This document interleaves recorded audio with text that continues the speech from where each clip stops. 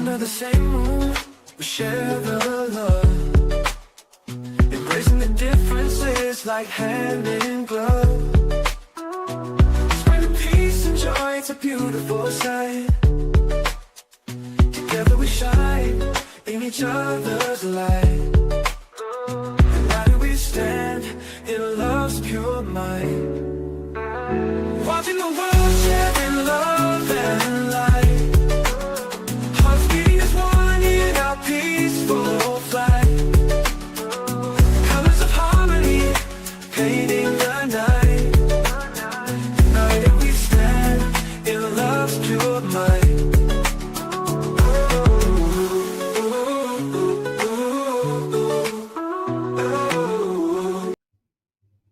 And good afternoon, everyone. Thank you for tuning in to Watching the World News at Noon. Today, we have a lot to unpack, especially with what's happening in our country and around the world.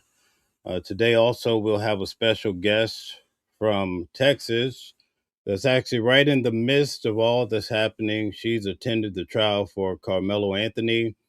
And on top of what I've shared, she can share some of the points that came out in the case that are quite beneficial for understanding what happened in regards to this trial. This morning, I woke up to a new case in regards to a young white man that was killed in Philadelphia. And already we have a similar narrative being pushed in regards to Karmelo Anthony. And I said to myself, this is something else. Let me tune you guys into what's happening in regards to this case as well. As you come in, hit the like button, share, and subscribe. And thank you guys for tuning in. I see we have Drabanot in the building.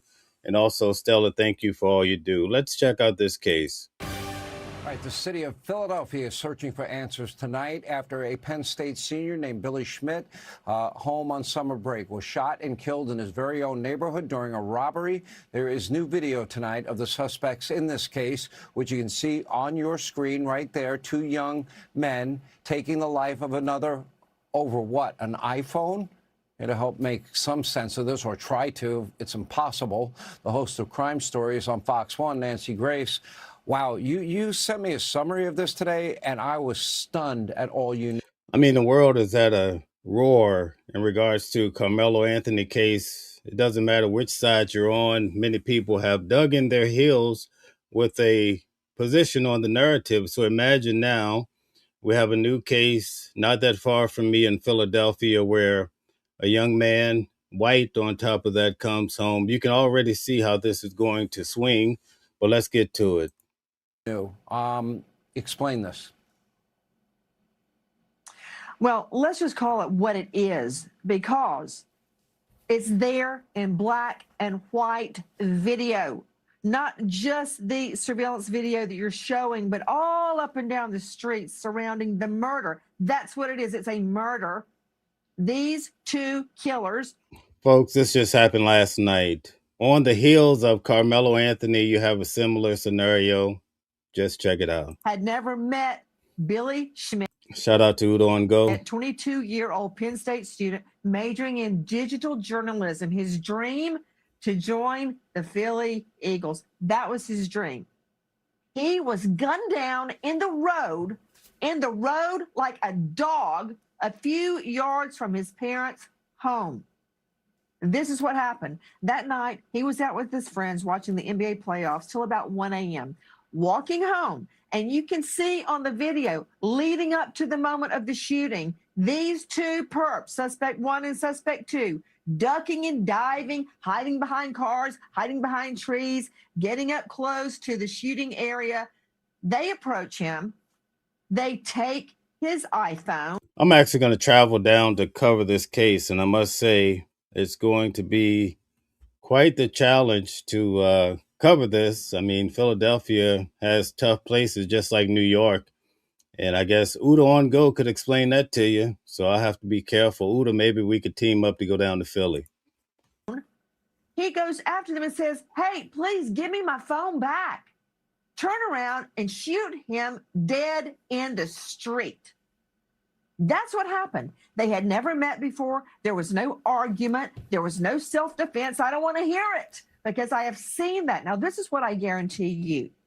I guarantee you that these guys, these two perps, are both going to be charged. Don't take a plea deal, Philly prosecutor. I know it's tempting to take a plea deal from the non-trigger man. You don't need to do that. Don't be weak. Try them both for murder. Schmidt shot once in the chest, dead. He bled out on the street. Right now, what they need to be doing, and they are sending out this video, is sending the casing, which was... So they took the guy's phone, right? He's home from college. And then he goes and tries to man up to get his phone back, and he's shot dead on the street. I'm going to show you the next video after this that they catch some of this on video. Believe you me, we're heading to a dark place. Believe it. Found to Nibbin. What is Nibbin? It is our national ballistics database. I guarantee you these two have a record. They may be juveniles. It may be hard to find, but they've got a record. And we're going to get fingerprints, and we're going to get a ballistics match. Fingerprints. All right, Udo on go. Good. I'll come through, man. I'll drive down there. Just we'll put it together. We're going to go cover this case. It's tough.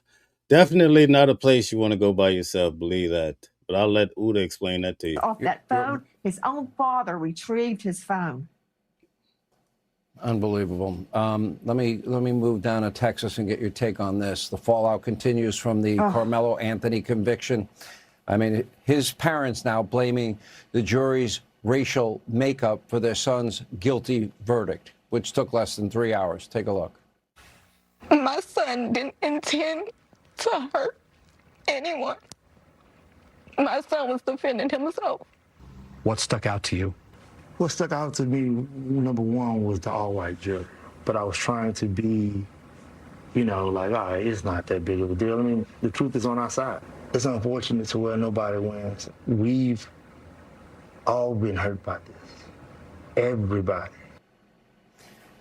So I just want to tell you guys something I observed. I don't know the details. I have to talk to JLR, but I want to give you guys a little insight. Sometimes we go cover this case. Uda can tell you. You'll have a guy walk up and shake your hand and say, sir, how you doing? Are you fine? Right? Next thing you know, they have you on the big network spinning a story about you, saying something negative. I saw JLR down at this trial, and the guy walked up, and it was a guy from, I guess, ABC. He says, can I mic you up? I heard JLR says I'm mic'd up. See, that's the setup. Then all of a sudden, the guy came to him and started asking him about a personal case in his life. So I say all of that. This family needs good coaching, somebody that knows what they're doing, because one station will bring you on and they'll ask you those nice questions, but then it gets passed on to all the networks, and then you get all these YouTube channels that many of them are racist, and they start talking about this family like a dog, right? But you have to understand, and that's why they need someone with good guidance. He admitted he did it, Nancy. You know, this comes as they face allegations of using money. Just stop.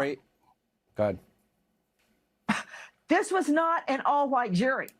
There were 3 Hispanics, 2 Asians. That's not true. There was not 3 Hispanics. See, you should have called me on your channel, because then I could tell you exactly the makeup of the jury. 2 people from the Middle East and India in that jury and alternate pool. I don't know why everybody keeps saying it's all white, because it's not. That said, you heard the mom say, and I understand she doesn't want to believe her son would do anything wrong. I get that. I have a son almost the same age. Then why did he show up at a track meet with a knife? Why did he go to the opposing side's tent and get up under it? You were talking. All of that I could easily explain to you because I was there in the courtroom. In fact, as far as the 3 Hispanics, I could tell you right now, there were 3 Middle Eastern women, 1 Middle Eastern man. There were 5 white men, 5 white women, right? There were 4 Asian women at this trial, 1 Hispanic, okay? And that made up the entire 18. So you see, even on the big screen, unfortunately, misinformation is getting spread. That's why people like myself and Udo on the go, we actually go to the trial, sit there all day long, right? And navigate through the case, come back and tell you what's happening, because you see what gets to the main screen, right?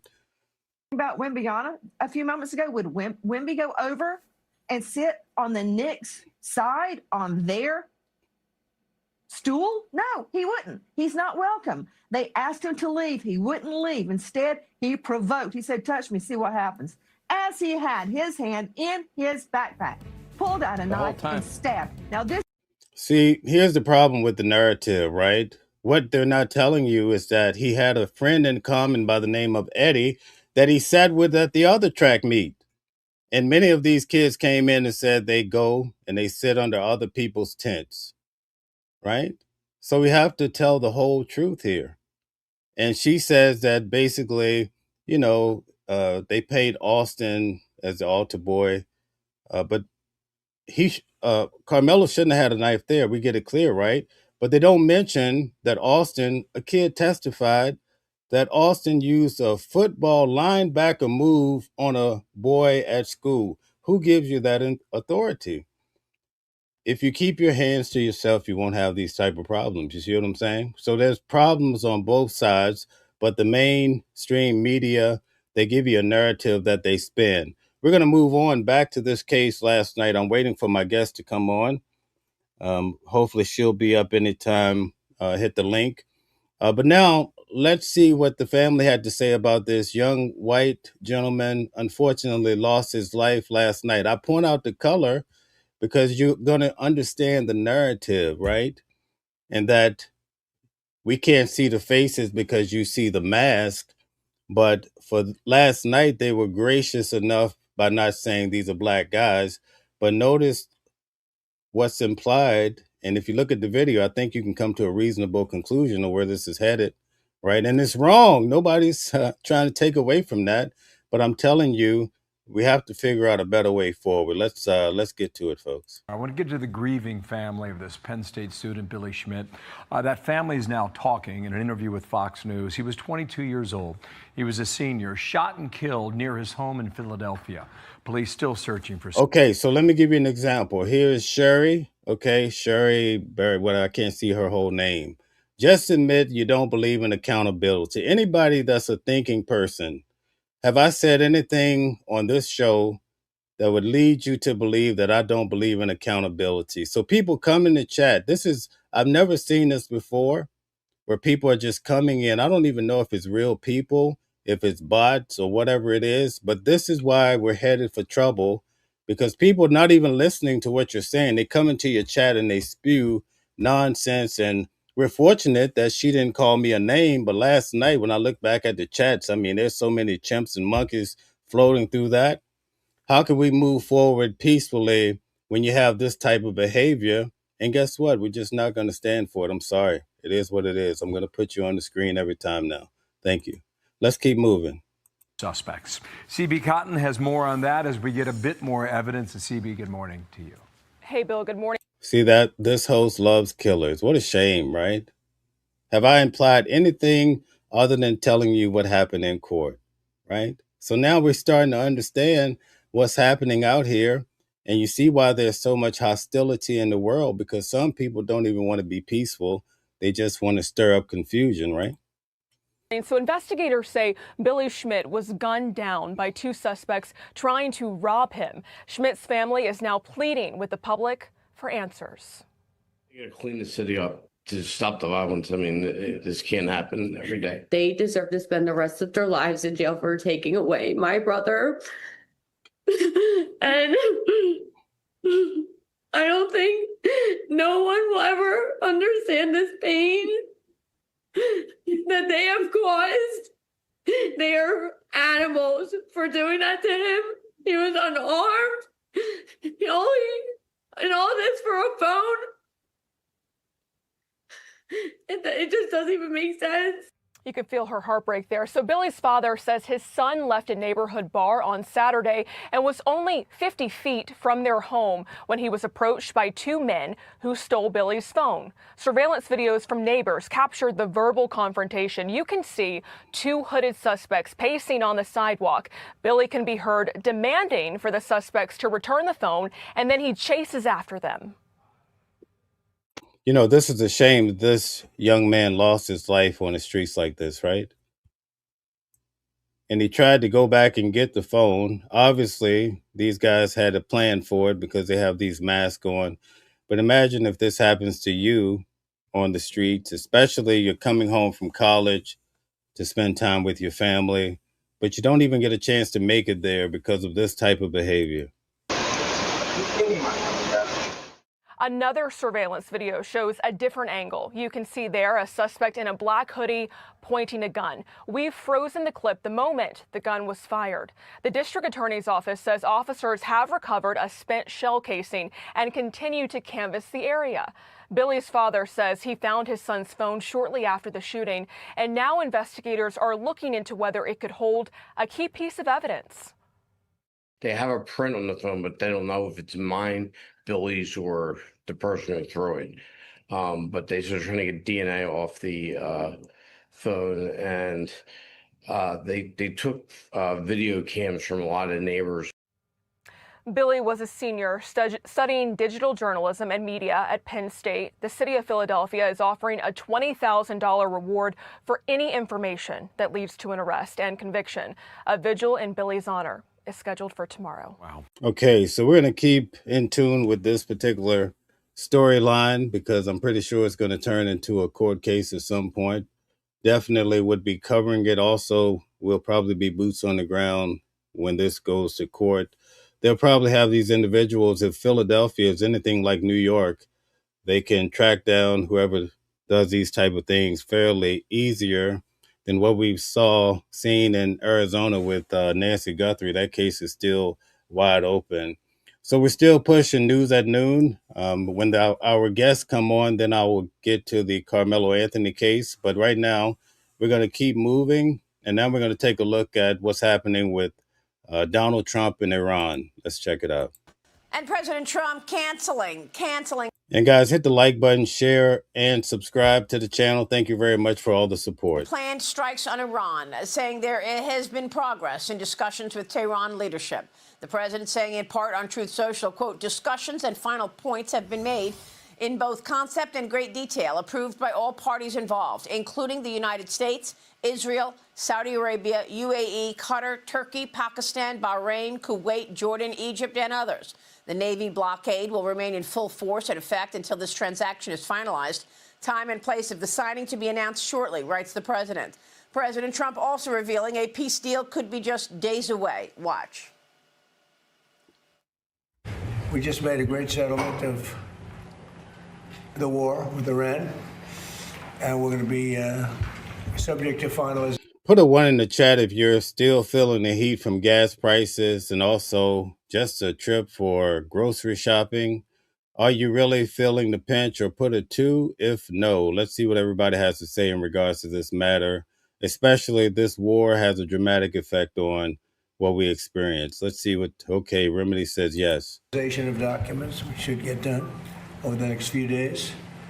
We'll probably have a signing maybe in Europe, and it's a great thing. Stock market's up 1,000 points.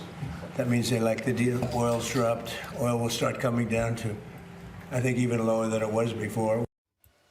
Joining me now is former CIA station chief and Fox News contributor Daniel Hoffman. Right now, Dan, thanks very much for being here. The president says Vice President J.D. Vance will be in Europe this weekend, potentially to sign a deal. What's your take?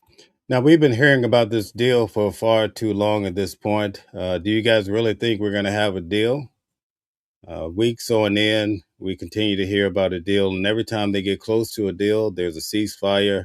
And then all of a sudden, overnight, we hear about more bombs being dropped, especially from Israel and Hezbollah, and the list goes on and on. Well, we don't know a lot about this deal. The president alluded to the fact that the deal would ensure that Iran would not be able to build out a nuclear weapon and that the Strait of Hormuz would be opened. But beyond that, we don't really know a lot. And if past is prologue, and listen, even a couple of days, I can tell you from all of my experience serving in war zones in the Middle East and South Asia, 2 or 3 days is like an eternity. There are a whole lot of things that can go wrong, and forgive me for being a little bit pessimistic, but it's the Middle East. And Iran has absolutely every incentive to want to delay negotiations. They know that the United States derives its leverage from not only the blockade and sanctions, but I think first and foremost from our military strikes. And Iran has found a way to limit the impact of our military strikes by carrying on this illusion that they want to be tough negotiators. We'll just have to see if this time it turns out differently. But if past is prologue, I don't expect much to change. Yeah, no, I understand, given that we've been here before. Some areas of the Pentagon went on lockdown. Okay, we're going to keep moving here so we can get to Carmelo Anthony. I want to show you this in regards to Iran as well. Let's check it out. Guys, hit the like button, share, and subscribe. Thank you very much. Breaking this morning, we could be just days away from a historic peace agreement between the U.S. and EU. So again, we're hearing about another peace agreement. Let's see if we can get some insight into the deal. This morning, the White House has called off any new strikes after days of increased military pressure on the terror regime. And thank you for joining us. I'm Jan Jeffcoat. Happy Friday, everybody. It is June 12th. We want to now welcome our Charge viewers live with us on the East Coast and recorded on the West. There has been a major breakthrough in negotiations with the Trump administration, now appearing closer than ever to securing a deal that could be signed as early as this weekend, already in a sign of significant. Okay, we have Living Life says it's market manipulation always on Thursday. The orange felon insurrectionist states it's done. Then 2 weeks later, he does it again. Thank you very much. It's a new name. Nice to have you here at the channel. In progress, President Trump has called off another wave of attacks on Iran just hours before they were scheduled to happen. We just made a great settlement of the war with Iran, and we're going to be subject to finalization of documents. We should get done over the next few days. We'll probably have a signing maybe in. Okay, so this is why people are calling the president of the United States Taco. It means Trump always chickens out, and it's because we see the threats about bombs being dropped, and then he changes his course. Many would say that that's the art of the deal and negotiation, but that's what we see online. Europe, and it's a great thing. We want to get to Angela Brown right now at the live desk with the latest for us. Angela, good morning to you. The president has a lot of assurance this is going to get done and done very soon. Yes, he does. He feels very confident about this deal. In fact, he said pretty confident that this will get across the finish line and very soon, Jan. Are you confident that this will get across the finish line? I'm definitely going to be continuously covering this case. All right, we have our guest here, and I'm going to introduce her, and I want to let you guys know, let's give her a warm welcome. I think she was probably one of the best individuals to cover Carmelo Anthony's case. And you guys can only imagine, coming from me, that's a strong statement, but she was out there so strong. You know, there was a lot of individuals out there with their own agenda. Some of these are paid actors, and for a young lady to be out there pushing back on all of the noise, I found it to be quite amazing. She knows the local area. That's her home stomping ground, as we would say, probably in New York. Let's welcome to the show. We're going to have QUEEN88 here, and let's give her a warm welcome. All right, QUEEN88, how are you? Hi. Oh, thank you. I love the intro. Thank you so much. No, it's true. Thank you so much. And I apologize. I was late because I was trying to send a redirect. You know, on YouTube, you can do a redirect to send your people over, but it didn't work. So I thank you so much for having me as well. Yeah, I think it's very amazing to have you here. You know why? Because I call you like a foot soldier because you're so strong, almost like the tough guys. You were probably tougher than the guys out there. I noticed one thing, that a lot of people were coming to you as the source of attention, and you were answering so many questions. What is your thoughts about this case? Fair or not fair? It is not fair. It is not fair at all. And Mel, you were in there more than I was. I couldn't stomach some of it, so I had to walk out.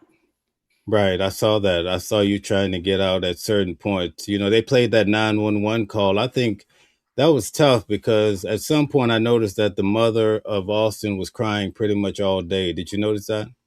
I did notice that. And I also noticed Jeff was barely crying. I'm just going to put it out there. Jeff was barely crying. Right, right. I don't think I observed him crying, so you're right on point. Could you tell us about this case because we don't know a lot about the case approaching the trial? Can you tell us what go back to when this happened? What was it like down in Texas when this incident occurred?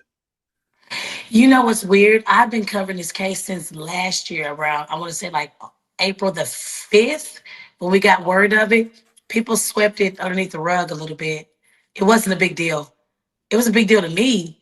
It wasn't a big deal to our community. It really wasn't. I didn't see a lot of people blogging on it. The news just said it happened and they kept it pushing. And then the next day, Jeff tried to come down to Dominic Alexander's place of business, acting like he wanted to pray and he got kicked out. And it really wasn't a big deal back then. It really What wasn't, to be was honest. was there a racial element at that time? No, No? not at all. Nope. Wow. What about as far as the news cycle? When you turn on the news every day or go on your Facebook, was everybody talking about it? Some people were. As time went on, the mainstream really wasn't, talking about it. But far as like I would say on Facebook, they were definitely talking about it because they were just posting pictures, a lot of fake pictures. Carmelo with a gun and um Austin with butcher knife. It's just a bunch of chaos.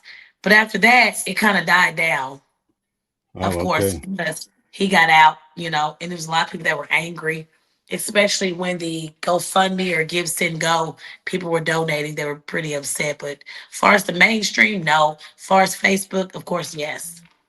Okay. How do you think it affect the young people around that time that actually were in school?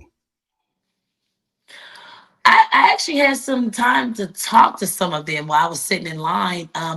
A lot of them, first, they didn't believe it happened. Second, I asked them, how'd that affect you? And they was like, well, I mean, we really didn't care. Like it had nothing to do. These are privileged kids. Let's talk about that first. These are privileged kids. So if it wasn't them, they kind of didn't care. Oh, wow. Wow. So you're saying that these two kids they were higher up than most then, okay? Wow. No, Um as far as like the surrounding kids, it wasn't really a big deal to them. I feel like our kids are really desensitized when it comes to stuff because they've seen so much that it wasn't a big deal to them. They also showed me an email when it happened. Frisco ISD sent out an email saying, "Oh, some things happened, some issues occurred. We have everything under control," and that was it. That was all. They just went on about their business. in court, numerous witnesses said, and in fact, they said when Carmelo had his hand in the bag, allegedly on the knife, we don't know at that particular moment. That's why I say allegedly, but his hand was in the bag. At some point, obviously, he grabbed the knife, but they say Austin said, "Oh, he doesn't have a knife. We're in Frisco." What is it about Frisco that a person wouldn't carry a knife? I would say Frisco is like the upper echelon of the DFW area. Frisco is the rich area, the a little bit predominantly white area. It's different from Dallas, which is kind of like the ratchet, rugged. Frisco is like the upper echelon. If you live in Frisco, you made it. Frisco, Plano, McKinney, Melissa, Anna, all those are areas to where if you make money, then you go straight over there. It's more safe and yes, more of a safe like community.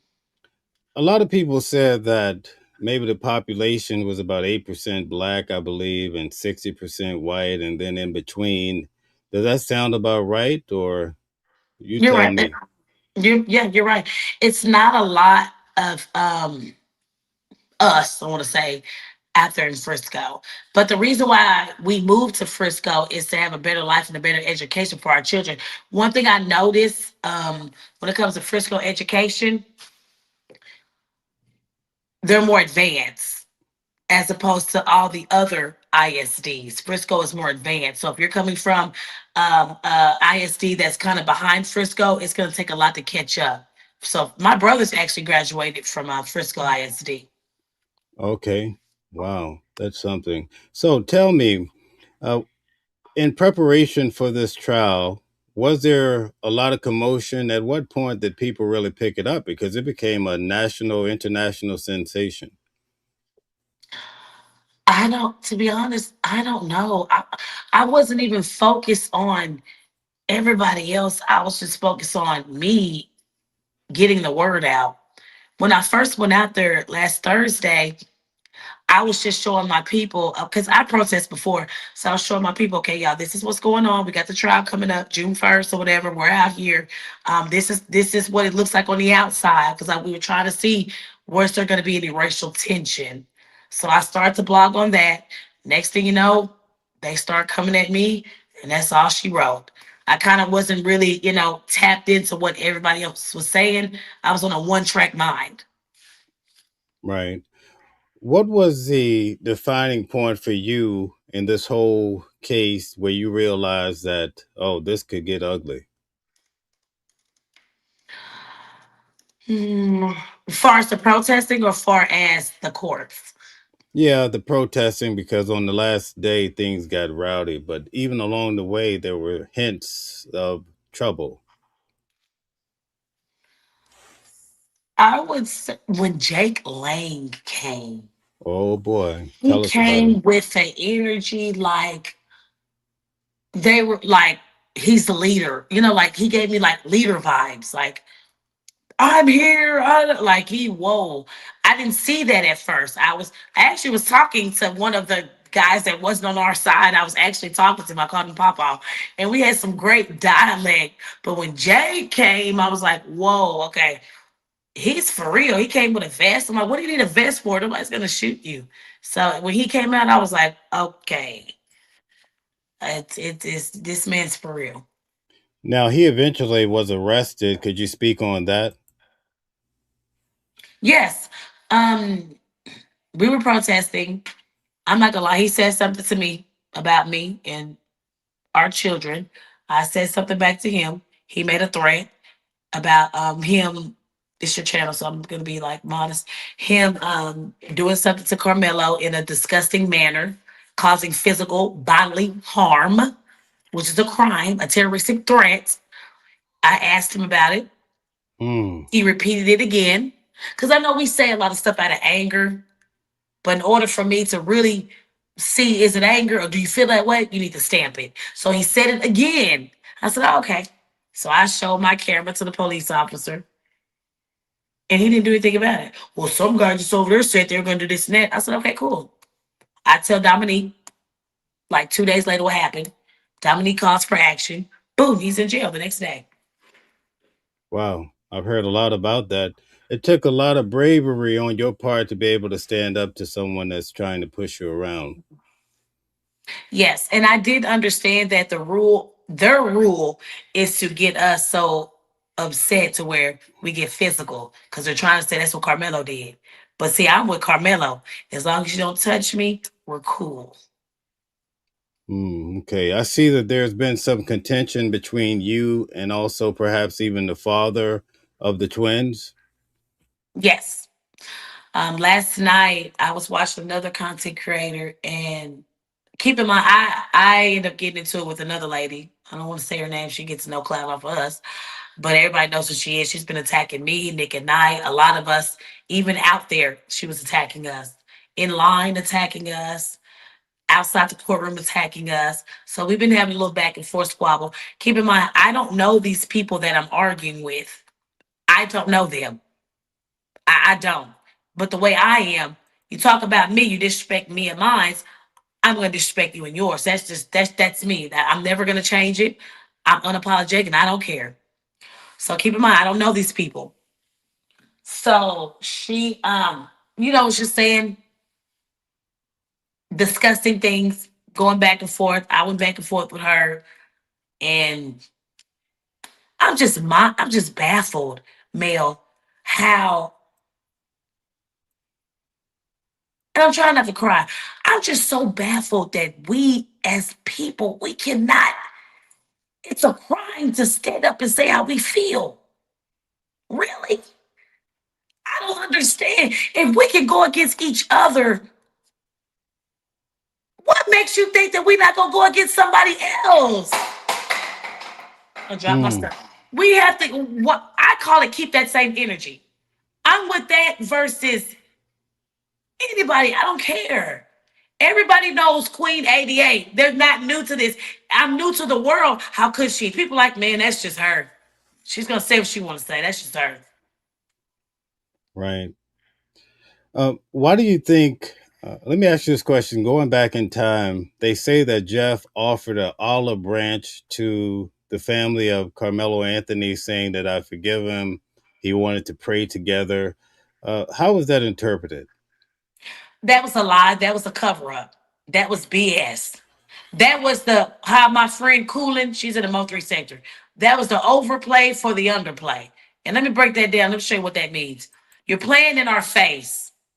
You came acting like you're on piece of positivity when you really want to be nosy and you want to antagonize, just like your people do. Jake Lang. That was fake. That was fake. That was basically show the media that you're not on that type of time, but you really know deep down in your heart that you are. Oh, okay. So now saying all of that, because I was trying to understand, and maybe you could help me tremendously today.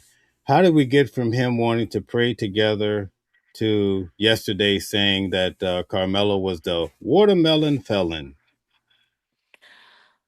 He's been feeling like that. He just has to, he had to mask it. He had to suppress himself because he can't, remember he said he had a gag order.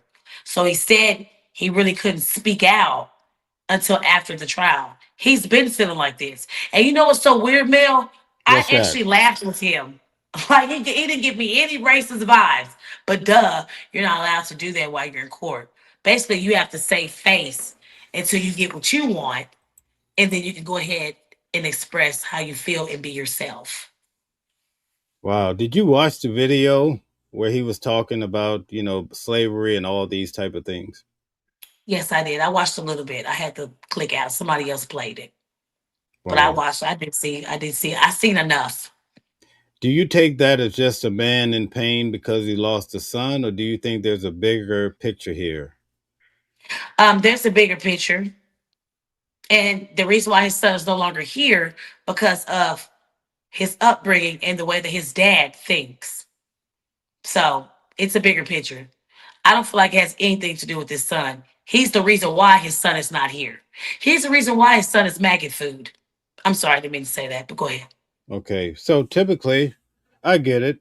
There's a lot of pain. You need to be able to express yourself. I get it, right? Let me ask you this Yes. question. I cover a lot of cases. I think you know that. Diddy, all these cases. In the court, the first instruction they give you is that you cannot make a sound, right? Not a sound.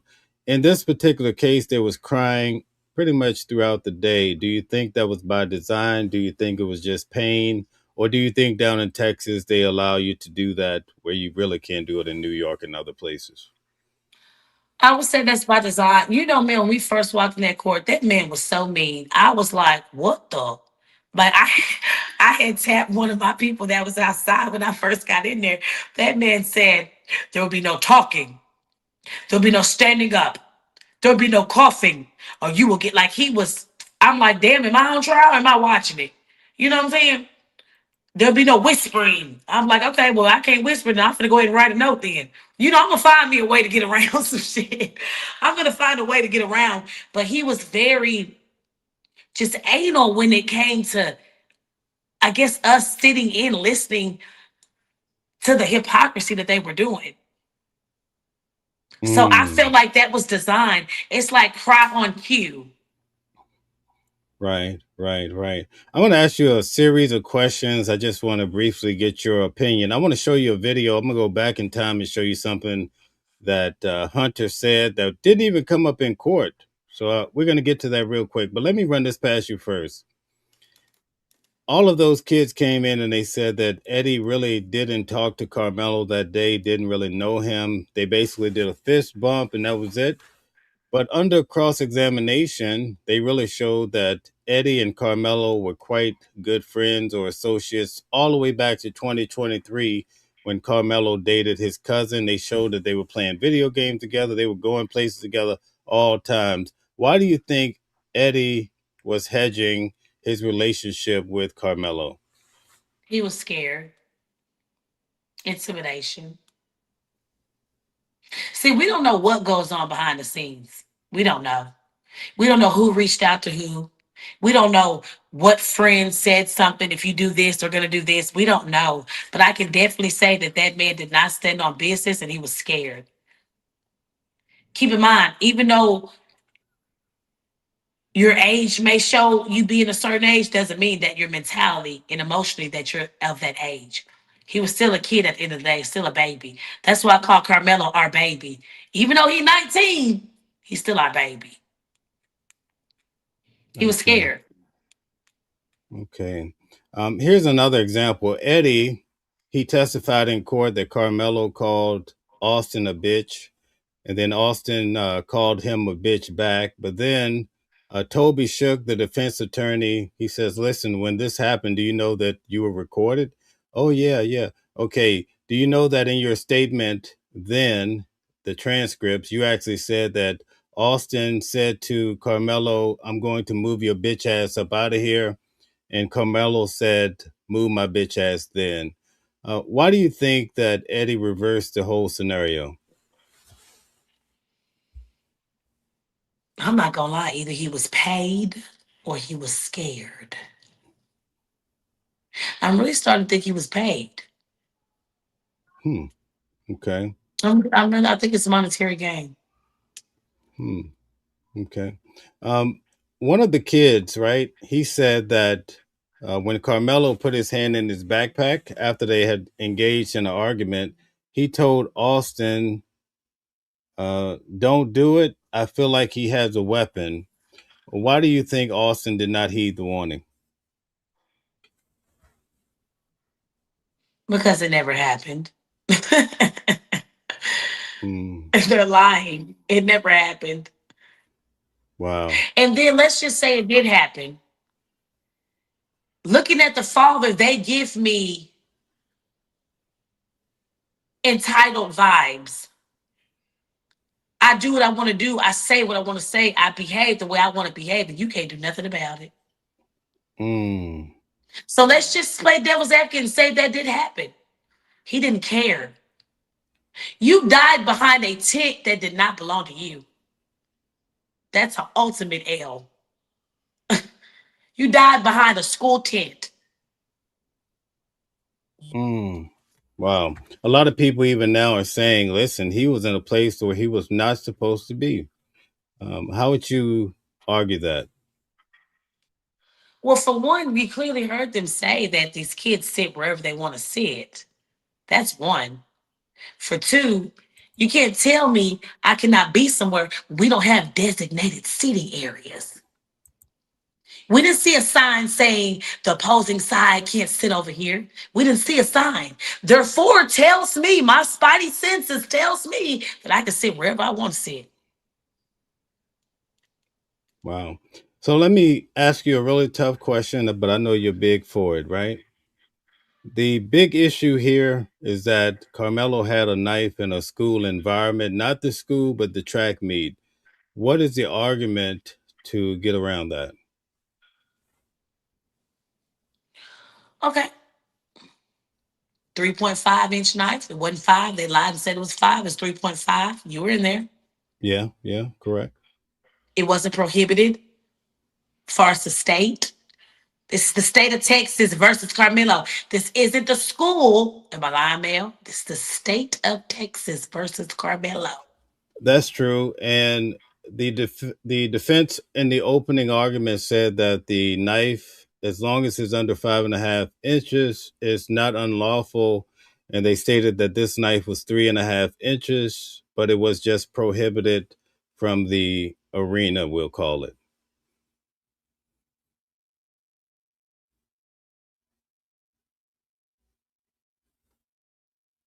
Okay, I think your phone cut out, Mel. Is that my phone? It's my phone. I'm sorry. Say it again. I Okay, apologize. no problem. No, the defense in their opening arguments, they said that as long as the knife is under 5.5 inches, it's legal, it's not unlawful in Texas.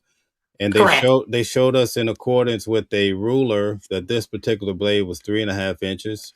It was the defense said it was a multi-purpose tool, and they put the picture put the picture up. It seemed to have about 6 different uses. It could have been more, could have been less. But they did Yeah, also put I up. would say. Go ahead. No, go. Oh, sorry. Go. I would say it's to sharpen his cleats. You Okay. can sharpen his cleats with that knife. If it's a multi-tool, that means I can do multi things with this tool. It's like a car.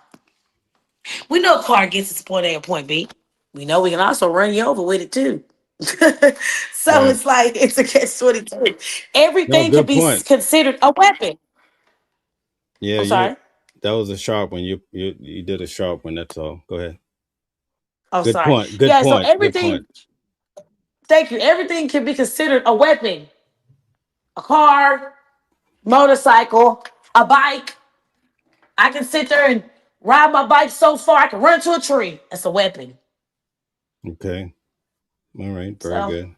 So to counter that, the prosecution put up a photo that showed a sign saying that alcohol, drugs, weapons are prohibited. How would you address that? Because the defense made no mention about that. They never tried to establish why he had it at the event. What would you say? why he had alcohol or say it again or drugs Or weapons. Yeah, or weapons. or They weapons? Like I said, it's a Officer Cortez clearly said that that is labeled as a multi-tool. They use, remember he said that they use that to cut seat belts. correct. He also, I gotta get my notes, but I don't want to like phrase anything. But Can he I also said that they use that for. Go ahead. No, I just want to build on what you just said. The officer said they actually carry the multi-purpose tool to cut seat belts. Anyway, go ahead. That's all. Yeah, they actually use that for different purposes. I mean, Correct. there's really no way to elaborate. He could have sharpened his cleats. He could have needed that to cut off something. Like, there's no way to elaborate. Right. I just want to address a couple questions here. I don't know how long Go I ahead. have you. I don't know how long I Oh, have you you had me for. for about an hour. We good. You Okay. don't got to Okay. support. You're not All late. right. Thank you very much. So, Mrs. Pretty P says Mello was set up by Eddie. After asking him to come sit with the twins, proceeded to swarm him while Eddie fake recorded and then tried to jump in the fight. Okay. The everything you said is pretty much accurate. I did not hear the part about Eddie jumping into the fight, but thank you. I can confirm the other things that you're saying are true.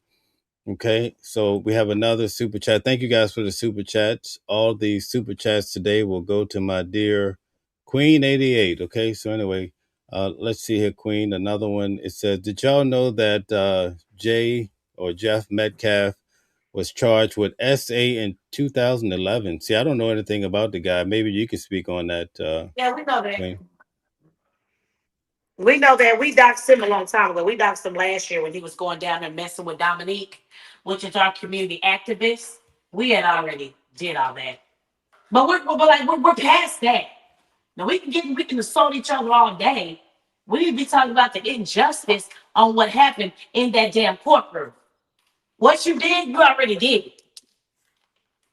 Okay, What you've thank you. done in life has nothing to do with this damn trial right now and this public lynching that I witnessed. Could you expound on that? There was a doctor that was out there this morning. She was calling it a public lynching. Can you explain what's the explanation behind that expression, basically? Yeah, I told the news that. And now they probably tried to, I don't know if they edited it, but I don't care. Yeah, we went to public lynching. Let me tell you something. So, you already beat him when you locked him up. You already beat him. Gave him a high bond, had to fight to get the bond together. You got Jeff pulling up at their place where they want to speak. You already beating them. Trying to public humiliate him, trying to make him out to be something that he's Okay. not. So basically, you're walking them down before the trial starts. You're walking him down to where you're about to hang him. You're walking him down. You've been walking him down since April the 2nd of 2025. So now we get to the trial. You're beating them. You're lying on them. You got people coming up there lying, not keeping their story straight. And I'm not going off opinion. I wrote down verbatim what Jalen said, and I wrote down what Nathan said. Those boys, they lied. You say one thing, but then you say something else 10 minutes later. So when you tell one lie, you got to tell another lie to cover up the other lie. One thing about the truth, it never changes. Never changes. You got Jeff over there coughing, acting like he just so sick. Well, if you're sick, you stay your ass at home so you don't get everybody else sick or wear your mask. Wow, you caught that too. Amazing. Wow. Just Of course. observations in the courtroom. Yeah, good. And Mel, look, I'm sitting right behind him. Yeah, I noticed Sitting that. right behind. I was right there in that corner to the left.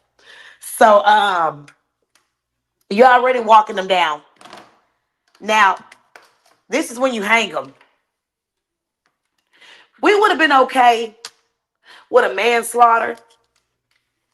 Because let's just be honest. I wouldn't have been okay with a manslaughter. The society, I want him to walk. The society, yeah, whatever. As far as the community, they would have been okay with a manslaughter. You gave that boy first-degree murder. When clearly the facts showed that he was remorseful. He didn't even realize what he did. And am I lying, Mel? Because we saw Officer Cortez's body camera. Right. Just I'm true. not going That's off what I heard. I'm going off what I seen from the body camera. no, So talk it's about it. showing that he did not, huh? No, I said talk about it. Go ahead, break it down. Sorry. So I'm going by what I seen off the body camera. This is actual footage of the situation in real time, IRL, for people to understand. This was an IRL in real time, April the 2nd, 2025. This wasn't edited, nothing. It clearly shows the young boy was remorseful. He was crying like a baby, crying out for his mama. I ain't never seen no mass murder that when they ill, and I mess with a lot of illers. I ain't never seen them be remorseful. When you meant to do it, you ain't finna cry. When you meant to do it, you're not gonna cry and weep and say, is he okay? So that goes to show you that that was not intent. Right. Wow. I want to show you something. You have a moment. I'm going to show you this here. I want to ask you, why wasn't this brought up in court? Because remember, all of the kids came in. They walked right through it. They told us everything basically they saw and heard. Nobody mentioned in this particular case that Austin grabbed Karmelo's backpack. Correct? Correct. In court. Okay, so let's check this out. My son is not here anymore, and I don't. Let's see here. Okay, here we go.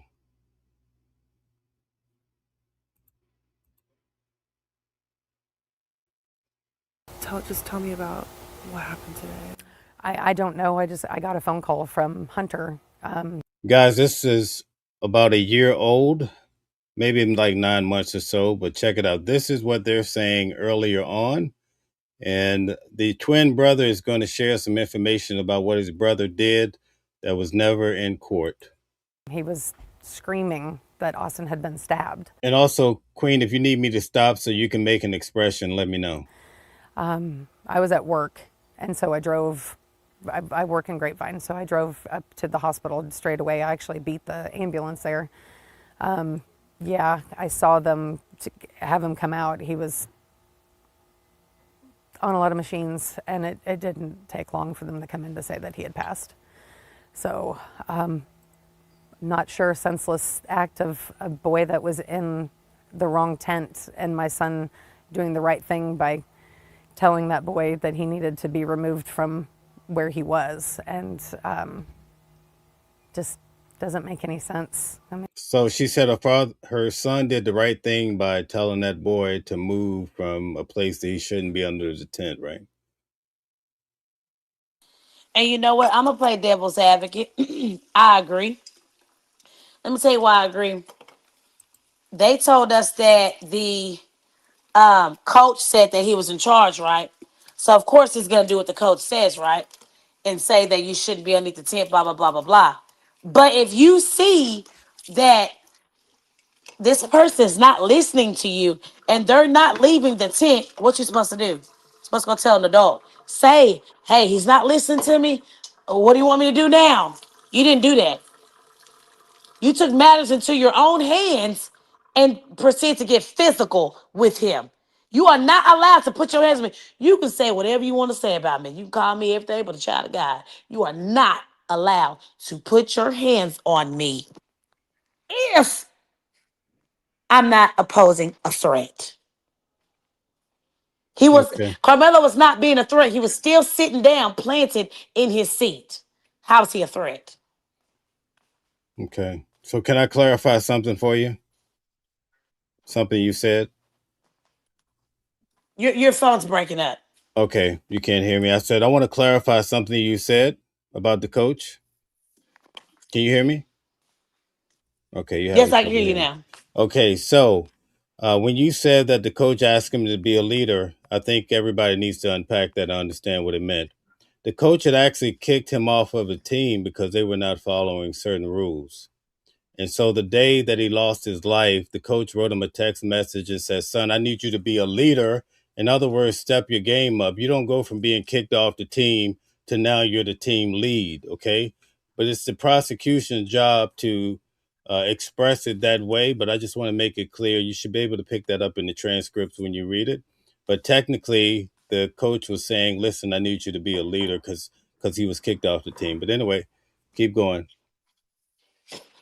No, but peep this. We know that's what it meant. But let's speak as to how the media didn't hear all the ins and outs of what we said. You see what I'm saying? Right, right, Let's play right, devil's advocate. So right. I don't want them to think, oh, she's all pro, she don't care what nobody say. No, I'm coming from different aspects. So we agree with these people that he's being a leader and he's telling him not to be in there, not to you should leave. You still have to tell a teacher at the end of the day if it's not working out. Correct. Rather you're being a leader or you're not being a leader, you still have to tell higher authority that, hey, it's not working out. This guy's not listening to me. I don't know what you want me to do. It's out of my hands. Right. Thank you very much for that. So let's check it out. Let's go a little bit further. Thank you so much. and that's my, just because the kid was mad, my son is not here anymore. And I don't understand it. Tell me about Austin. What do you want people to know about your boy? Oh, he was the most amazing kid. Oh, so smart. He had college football guys looking at him to play in college. His goal was to play in college. He just wanted to play football. His life was going to the gym and working out and being a leader on his football team. I just want to say, sitting next to her, not far away, she was so emotional all day. You could actually hear her crying. I would see the jurors looking at her, which is understandable. But for them to play the entire 911 call for 6 or 7 minutes, that I think it was brutal for the mother to sit through that. I just felt like that was a little bit too much. What did you think about that? I've been in a murder case before with my cousin Deanna Cook. That made national news. Was murdered by her ex-husband on the phone with 911. So to me, I think that's just standard protocol. That's just what they do. Okay. Thank you very much. All right. Let's get back to it. And he just had such ambitions and a drive that it's hard to find in a kid. And he's just such a good spirit, and so many kids loved him. And His brother's lost his best friend. They're twins, right? Yeah, identical twins. Yeah. They've been like, They are the best of friends. Like, just, I'm so worried about my son because he's gonna have to face this world alone now because he had a brother that was with him the whole time, and now he's gonna have to do it alone. And I'm Literally, that's what I heard throughout the day in court, and I get it. I understand it. I don't But see not one tear. I'm sorry. There's no way in hell, Mel. My child is this and that. And you just go ahead, Mel. I apologize, yes, sir. no, go ahead, express yourself if you want to go. Mel,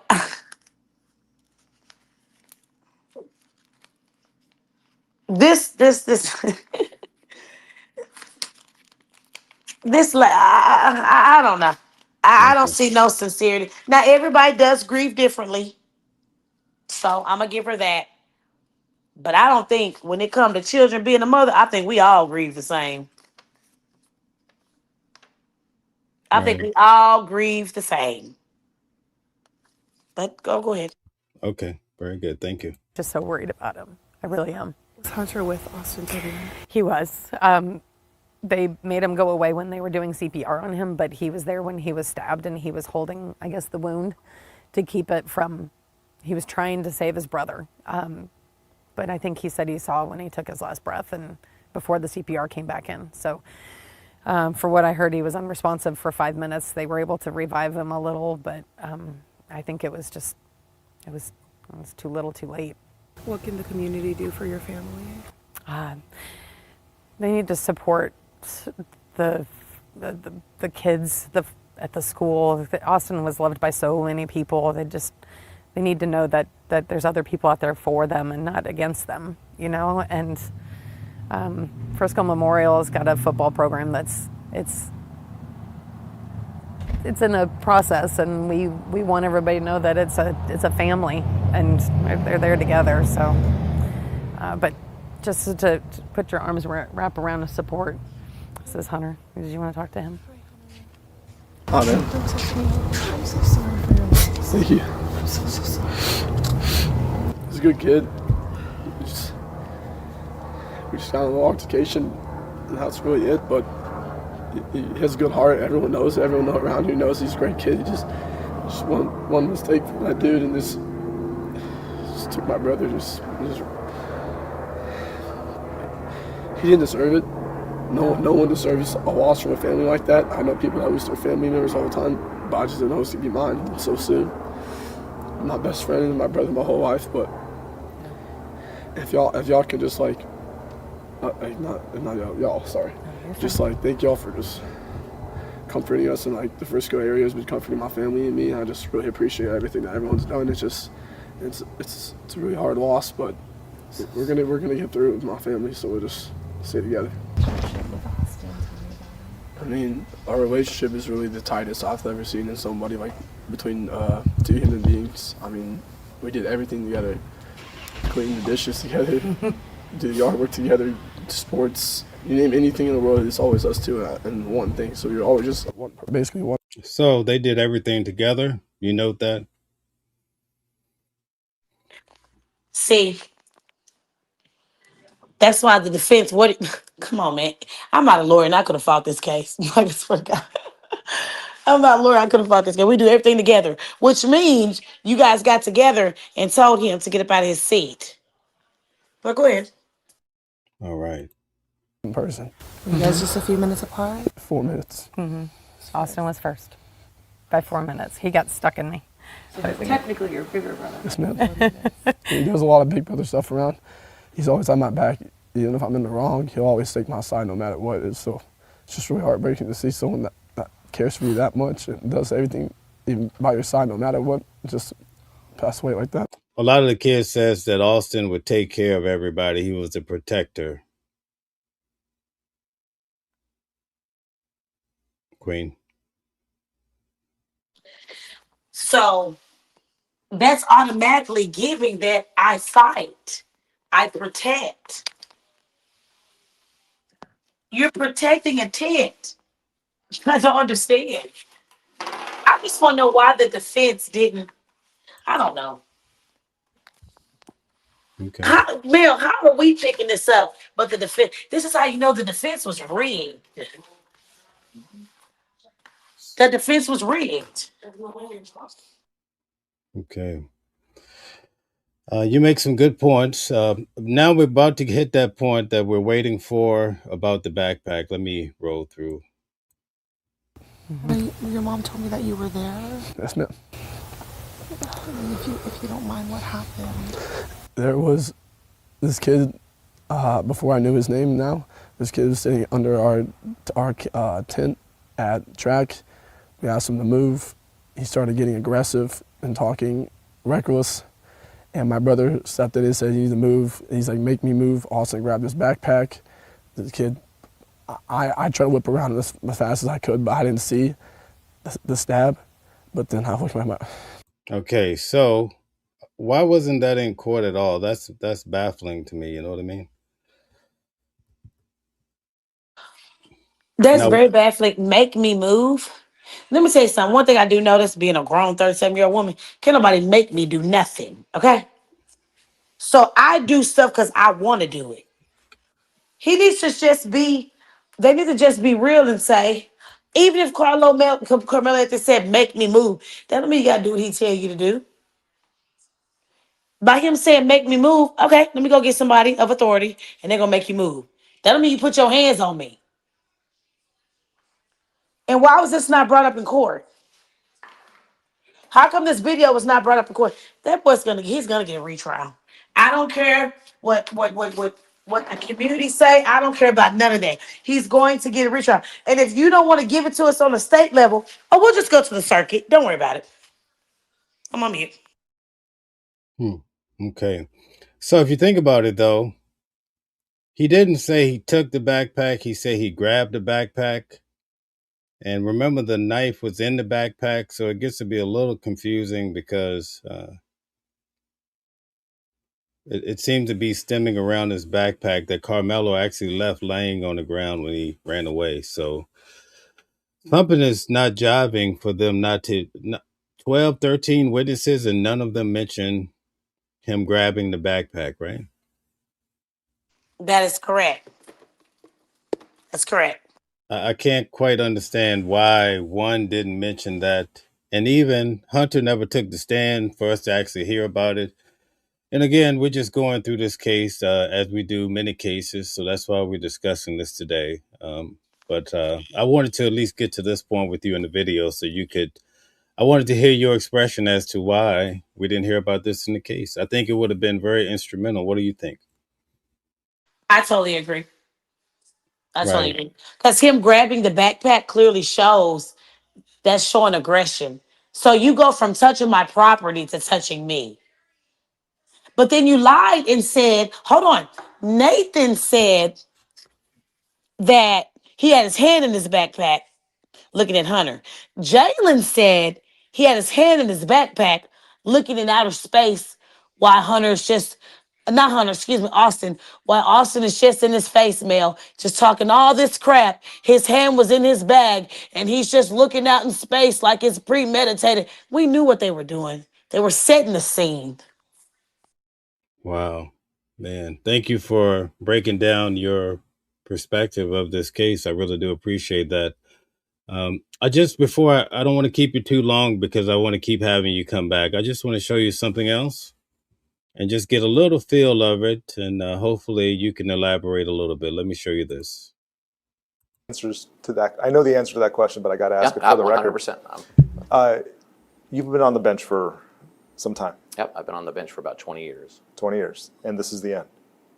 In then 6 months, it'll be in the end. Did you want to take on this trial? I wanted the Collin County Judiciary to take on this trial. It was important to me to have somebody from Collin County preside over this Collin County case. So I didn't ask for it. No one, that's not how it works anyway. Yeah. I didn't ask for it, but I was certainly willing to do it. For those that are watching, this is the judge on the case, Judge Roach. And Queen, I don't want you to get in any trouble. You live in the state, but we're just going to check out. I want you to see that this was his last big case. So let's check it out. I don't want you to get any smoke with a judge or something like that. So I would rather keep you chill. because that was my duty.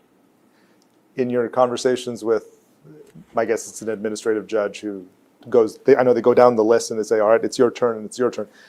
As they go through all the conflicts of judges that may, potential conflicts, when they come and say, John, this may be yours, your first reaction is? I'll take it. Every time. I think it's my job. It's my duty. That's what I was elected to do. Yeah. That's the oath that I took, and I'm going to do my job. No consultation with your family? Or None. No. Nope. And where does that come from? I don't know. I think it's just duty. I think duty, whether that's duty in the Marine Corps or just duty to my family and stuff, I take duty really seriously. And I took this job to perform that duty. And if that's what I had to do, that's what I have to do. Did you fully at the time grasp the enormity of that decision and the outside stuff? I don't know. I think in some ways I did. I think in other ways I didn't. I certainly knew it was a very, very important case within our community. I didn't think I realized the enormity of the social media and the media during the trial. How long have you been prepping for this trial? If you want to jump in a little bit, but I'd say please don't say anything in regards to the judge because I don't want no issues with you. Oh, I don't care. Yeah, I don't Oh care. God, I stand on what please. I said. I said on national TV that he was working with the damn prosecutor. So I don't think me saying it again that Okay. they're gonna give a damn. Yeah, he's working with the prosecutor. Rebecca Lopez even said that. Also, let's pinpoint the fact that shout out to Candace Matthews, but Rebecca Ben said this. Rebecca Lopez, WFAA, sat outside with me and Bree West and said that the damn DA has sexual assault cases. So I say, Rebecca, how come they don't want to show this in court? I asked her that. I said, why come they want to show it in court? She was like, well, they're saying that it's because the kids, the minors, for one of them, they're not minors. For two, I've looked at plenty of court proceedings where they allowed the cameras to be in there, the films, but they didn't show the faces. We just heard their voice. Okay. Then for two, what judge, this came from Rebecca, what judge do you know shuts down the whole courts just for one trial? So that means all the other judges fell in line. They don't have to do that. You know that, right? They don't have to just say, we're not going to have court because you have a high profile case. They don't have to do that. In Dallas County, it's plenty of high profile cases, and other judges are still having their proceedings. So it's something up with this judge. This judge, what judge do you know is helping the prosecutor object, leading the prosecutor? What judge do you know is doing that? Wow. Crazy, crazy. If we have any moderators, please check the comments. Some of these comments are out of control. Thank you for your comment. I'm going to keep rolling through a little bit here. I've been prepping for this trial with the departments, with the Collin County system, with the sheriff's office and everybody for about 8 months. Is that the longest you've ever had to prep? 100%. Why? Logistics. One of the critical pieces of this case where we had minors who were testifying. Prior to me getting the case, we had some of those witnesses doxxed and swatted and revealed on social media. I didn't want that to add to the already traumatic event they've been through, and I didn't want them to change their testimony or be uncooperative with people trying to call them as witness out of fear.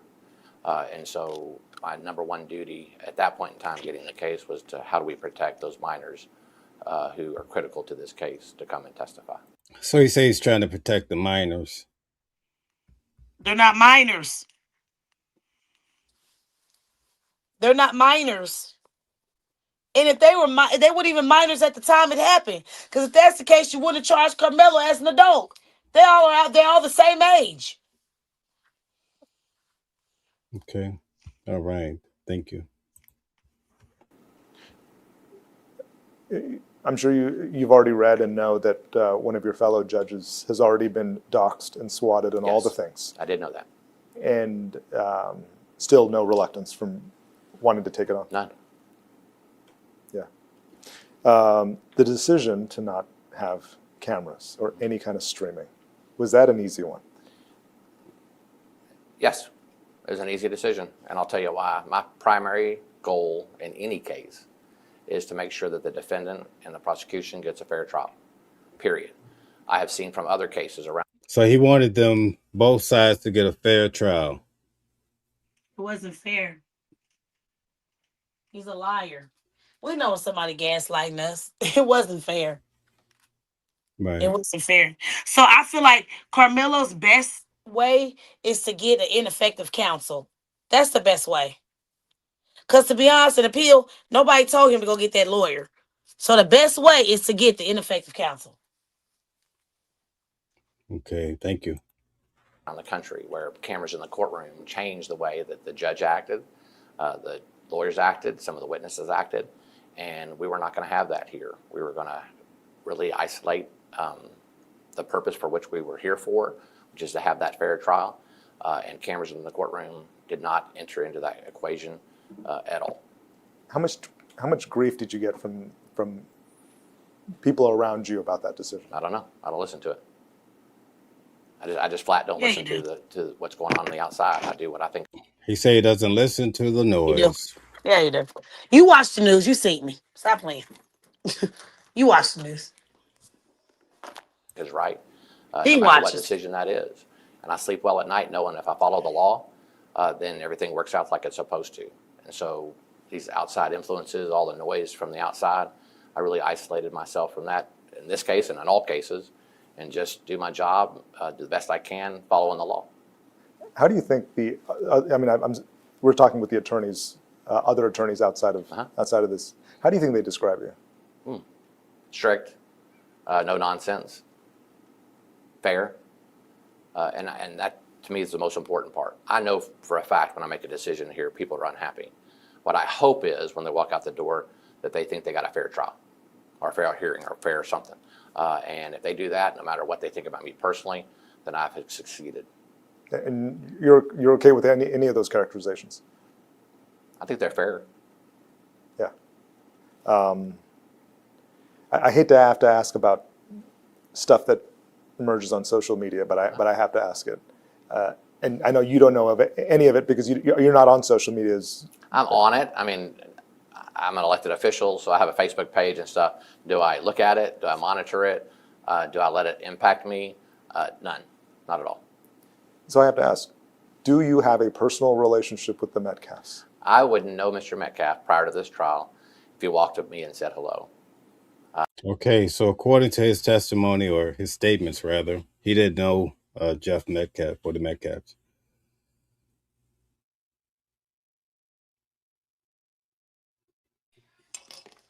Well, clearly we know that's a lie because Metcalf just said something else in his interview, but okay, we'll go with it.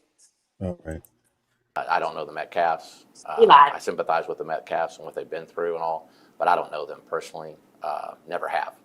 So these AI images emerging of you and them at a party or drinking together, all Never of that. happened. And that's the problem with social media, isn't it? You can't tell what's true and what's not true. I will tell you, I got some reports of some things that were coming out of this courtroom, and I wondered to myself, were they even in the same courtroom that I was? It's that bad, and I think that's tragic, because I think really if you just listen to the case based upon the facts, you'd understand it so much better. Do you think it reinforced your Mel, decision to not have? Mel, this is my first time hearing this. What does he mean? Rewind something about what's going on inside the court. Wait. What did he say? I'm going to replay it for you. Some reports of some things that were coming out of this courtroom. Hold on. Trial, Here we go. if you walked up to me and said hello. I don't know the Metcalfs. I sympathize with the Metcalfs and what they've been through and all, but I don't know them personally. Never have. So these AI images emerging of you and them at a party or drinking together, all Never of that. happened. And that's the problem with social media, isn't it? You can't tell what's true and what's not true. I will tell you, I got some reports of some things that were coming out of this courtroom, and I wondered to myself, were they even in the same courtroom that I was? It's that. So, Mel, what do you think he means by saying, I got word that some of these things, you got the truth? You got us bloggers speaking the truth on what's really going on versus the mainstream media? Is that what you're saying? That we're Yeah. blogging on the real and what we've seen? Is that what you're saying, sir, judge? That's what I gathered. Because that's the only thing that was being talked about during the trial is the injustice that we were seeing, the lies that we were pointing out. I'm just saying, maybe am I reaching too far? But No, that's the only thing that I can think about. he's going to break it down, but he's very clear that some of the reports, it's almost like people were reporting things that didn't happen in the court. Oh, cover up. Okay, let's go. Bad. And I think that's tragic because I think really if you just listen to the case based upon the facts, you'd understand it so much better. Do you think it reinforced your decision to not have cameras or streaming inside this? Sort of. I will tell you this, sometimes I think maybe I should have at least the audio streamed or something so people could hear it. But at the end of the day, I don't think, no matter what, people are going to distort whatever happens or whatever they hear into their own agenda. And so what's the point? And again, that noise affects people. It affects the fairness of the trial, the safety of the witnesses, the safety of the jury. And those are my primary concerns, not what social media says. And it's not my duty. I don't think it's my job to feed social media or the media stuff. I certainly understand the role that media plays in a case like this, but I'm not here to feed it. And I took that very, very seriously. But Judge, when people don't have access to the trial or the courtroom, doesn't it invite speculation? Well, sort of, but I got 70 seats in my courtroom, and I had 200 requests by the media to sit in the courtroom. So let's say if I just entertain the press, then I have nobody from the public watching what's going on in their county. And so I had to do a balance between the media's right to know and to be able to report what's going on, because I think that's extraordinarily important. I think it's important that the general public had access to the courtroom and to see what was going on. And so I tried to balance all those things with the primary, again, purpose of having a fair trial. And I think I struck that balance pretty well. But the media's right to know is the public's right to know, is the public's access. We are the extension of that public. I think somebody from the public who will wanted to come watch a trial and know that they were excluded from a trial because all the media was there, I beg to differ. Do you think there was a possibility for a learning experience? I mean, people do not know about how trial works. Queen, you still good on time?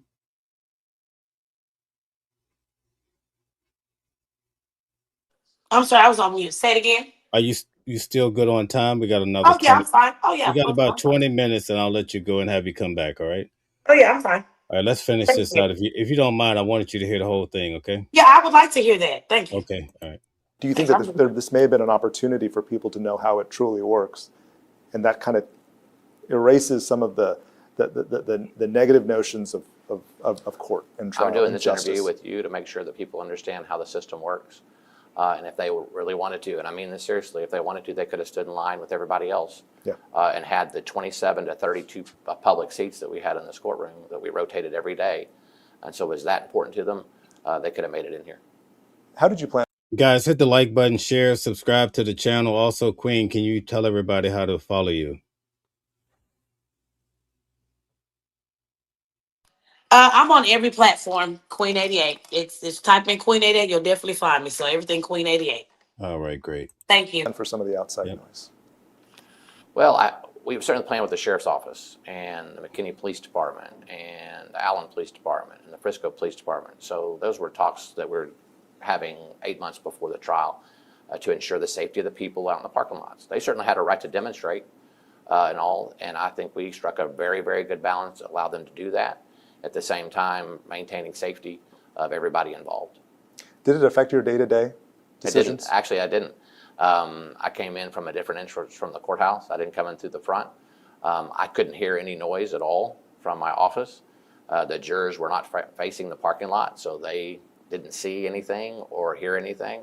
And I think we did a marvelous job in isolating them and having them concentrate just on what was going on in this courtroom, which was my instruction from the very, very beginning. What made this trial different? I think it started off bad.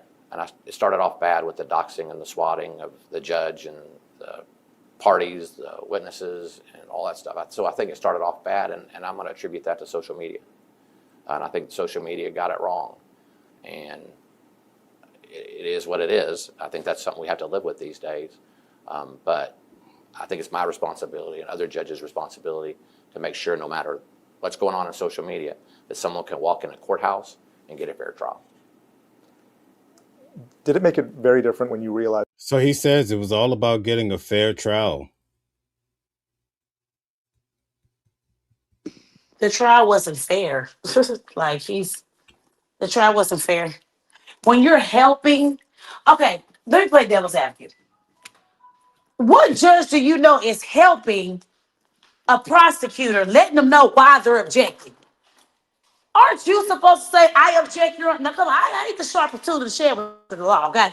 But I've seen enough Law and Order, okay? So when they say, I object, Your Honor, such and such and such and such, overrule, sustain, he's helping the prosecutor, telling him why he's objecting. Are you supposed to do that? No. If it's according to what you're saying, no.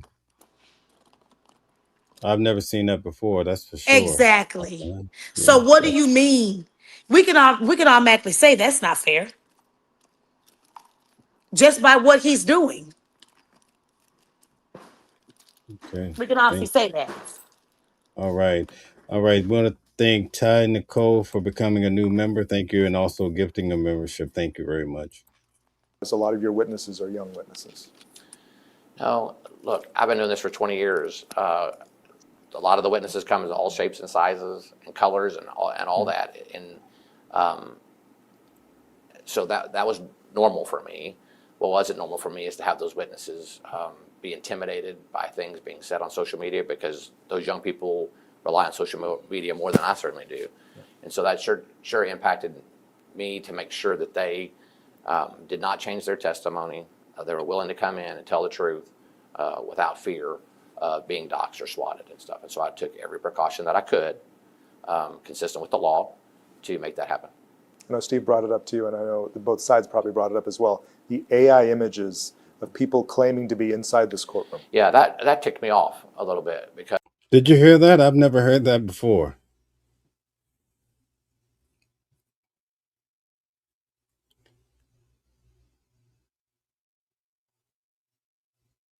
Okay, we keep moving. Because if you're going to call yourself the press, and people are going to depend on you to tell them what's going on in this courtroom, you should be telling the truth.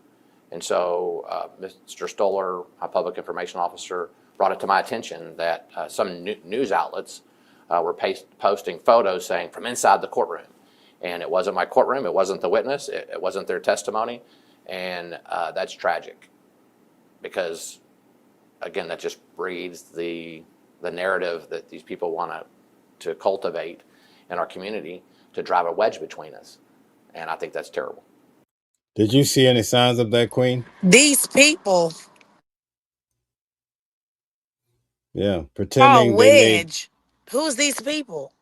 Yeah, he said people were pretending, and they had videos and whatnot, pretending to be in the court. Yeah, I can hear you. Hold on. I can hear you. We can hear you. Hello? Yeah, we can hear you. I can hear you. Go ahead. We can hear you. Maybe you have to go out and come back in. Okay, there we go. All right, guys. I see a lot of comments coming in while she's coming in and out, what have you, going in and out. Thank you guys for all the participation. Hit the like button. Subscribe to the channel. Also consider becoming a member. Thank you very much. Let me add her to the stage. Okay, I can hear. We could hear you, just so you know.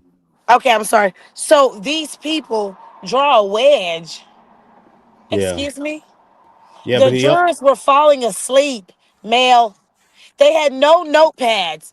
Now, you mean tell me, all of those witnesses that were speaking, including the EMS, paramedics, whatever, the school teacher, the witnesses, freaking police officers, the criminalist, whatever she call herself, the criminalist forensic. You mean to tell me you're not finna write down nothing that these people are saying? And they said a lot. We were taking notes, pages of notes. Yes, Okay. yes, indeed. All right. Let's get moving. Thanks. Since we're on the topic of image, can we talk about some of the drawings of Sure, you during the sketch sure. art? Absolutely. What do you think? What do you think? My wife would show me a drawing every once in a while of a court case going on. I couldn't figure out who the judge was. And that's all I'm serious. The sketch artist was awesome. She was very sweet. She was here every day, putting her life's work into those images. Because we didn't have cameras in the courtroom, that's the only visual that anybody got. She did a marvelous, marvelous job. I think I'm more handsome than what she portrayed overall, but I'll let everybody else figure that out. Did the jury get it right? Yeah, they did. You know why? Because they were picked based upon the law. They listened to the facts that happened here in this very courtroom, and they got a verdict. You hear that? They got it right. So that's from the judge. Well, the judge is crooked too. But we ain't gonna go into that. Okay. Go All ahead. right. So that's the process, and whatever they say, they get it right. There's going to be a lot of scrutiny over voir dire, and you denied the defense, and the dismissing of 3 jurors who at least identified as African American on their bioforms. What did you make of that moment? Well, that's not exactly how it works. The defense didn't dismiss them. I'm sorry, the defense raised an objection. They raised an objection, yeah. Yeah. They have raised an objection. Like I told you before, as long as I follow the law, I sleep well at night. And I'm telling you, I followed the law in that case. Did I know what the perception was going to be? Sure. I knew in the back of my mind what the perception was going to be. But I'm not here to satisfy perceptions. I'm not here to satisfy agendas. I'm not here to do any of those things. I'm here to follow the law. And I did it to a T. And I'm proud of that. Very proud of that. Is this your last big trial? So he's very happy with his accomplishments in regards to this trial. Man, you did a public lynching. That's what they normally do. They've been doing that since our ancestors, lynching us. So of course you're gonna be proud. It's in your blood. It ain't on you, it's in you. Okay. It's my last big trial. The sad part about it is, I will tell you before I leave at the end of the year, I'll try a couple more murder cases, for example. The parking lot won't be full. The gallery won't be full of people watching the case. But we still have somebody who's died and someone accused of doing the killing. And it won't draw the attention that this case did. And their death is no less tragic than the tragic death of the young man in this case. And so, big trial, I guess, from an outsider's perspective, and the social media and the media interest in the case. But crime still happens in Collin County, and every single person deserves to have as fair of a trial that Karmelo Anthony had. What's your take on Karmelo Anthony? I don't know. I really don't know. You've had a lot of defendants in your courtroom. I have had a lot of defendants in my courtroom, and I talked to Mr. Anthony a couple times because I'm legally required to go over some things with him. He seems like a nice young man who committed a crime, and he understands today, more than any day before today, the consequences of committing a crime like he did. Last question. Yes, sir. The future of the justice system. What do you think about it when you realize you have all these social media influencers and citizen journalists? Do you think he came to court into this trial already having his ideas made up about Karmelo Anthony? Yes, of course. Of course. Okay. Of course. All right. Let's not forget they got the black judge gone. That's right. Remember, they harassed her. They knew what was going on. This was premeditated. Wow. This is They ran the something. play. like I like to say, the Mo3 said they ran the play on us. They ran the play on us. Ran the 42 fake out. They Wow. ran the play on us. Okay, thank you. I don't know. I hope that the judges that hear cases, period. I was about to say high-profile cases, but that's not it. It's just any case. Realizes the importance of their job, and their job is to be fair to the state and to the defendant, and to protect the people that come before them and make just and right decisions based upon the law. And if we can do that, that's great. The influence of social media, I think, is going to continue to impact our communities everywhere. And I hope that we can rely upon our justice system to weed through the noise and find justice for everybody who comes through our doors. This is a personal question I wanted to ask you. Sure. Do you understand why the legitimate media had to be a pain in your ass? Legitimate media. There's this guy named Jobin, who I think was probably the worst of all of them. And no, I didn't understand how he could be that way. Look, I absolutely understand the media's role in all this. I mean, it's the First Amendment for a reason. It is absolutely the First Amendment for a reason. But at the same time, a defendant has a right to a fair trial, and the prosecution has a right to a fair trial. That's also in the Constitution. And so you just have to balance all those interests. And I'll honestly say, I think I balanced it well. And I know I made people mad, but I'm not here to make them happy either. I hope that the Metcalfs think that their son got a fair trial in this courtroom, as do I hope that the Anthony family thinks their son got a fair trial in this courtroom. I certainly think he did. Okay, so both sides got a fair trial. Would you believe? Amazing.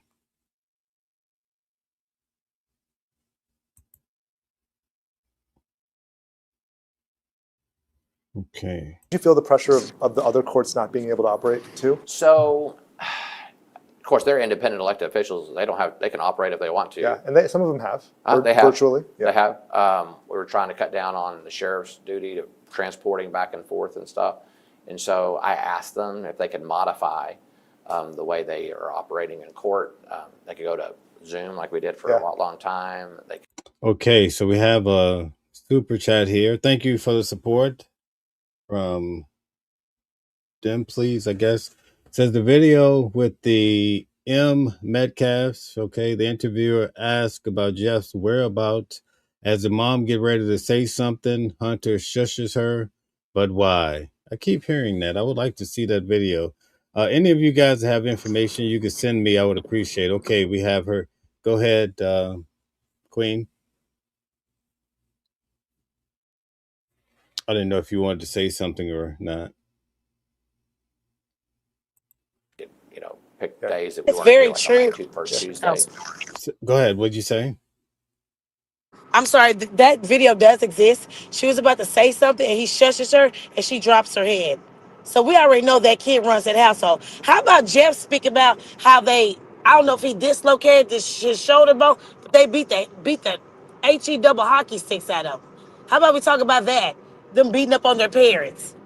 So they thought beating up on their parents, they can go out and beat up on somebody else. If you could beat up your own parent, of course you're going to feel like you're untouchable. Your parents birthed you. They created you. So of course you're going to feel like you can do whatever you want to do. Wow. Amazing. Thank you. Thanks for giving us that background information. Yeah, but it's up to them. It helped a lot that they cooperated. And by the way, that's one of the messages that I don't think I've been saying enough, is what we did here was a well-oiled machine. I've never seen a case. Do you want that on the record? Sure. Okay. Yeah, we're rolling. Okay. The case that we tried here in Collin County was a well-oiled machine. I mean, Collin County, it should be the model for high-profile cases from here on out. So this case should be the model for cases to come. What do you say about that?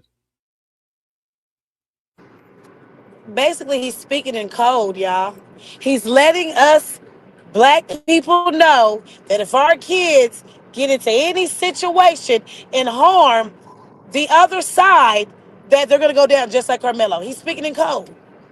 You just got to pick up what he's putting down. Okay. And that's because we started 8 months ago, and I met with anybody from facilities to IT to the audiovisual people to the sheriff's office. We constantly came together and met to make sure that Collin County was going to be a focus for a minute. And we wanted to make sure that everybody understood that, number one, don't come around and mess with Collin County. And because we're here for a job, that job is to make sure that everybody gets a fair trial and everybody's safe. And we want it to go seamlessly. And one thing that does worry me a little bit is people go, oh, this was a 5-day case with the evidence. 5-day case, it must have been cut and dry. I don't know if that's true or not. It was 5 days because I wasn't wasting anybody's time. Our community needed to heal quickly. They needed this case over one way or another, but the case had to be fair first. But we accomplished that. But it was a gargantuan effort by every single person involved in Collin County and outside Collin County. And so we're very, very proud of our county, all of our employees, all of our elected officials, all of our judges, everybody in getting this case tried quickly because our community needed it to heal. Thank you, Judge, for talking with us. Sure. Okay, so there we have it. All the information in regards So, Mel, to... Yes. I'm sorry. So he just told on himself. They wanted to move quickly.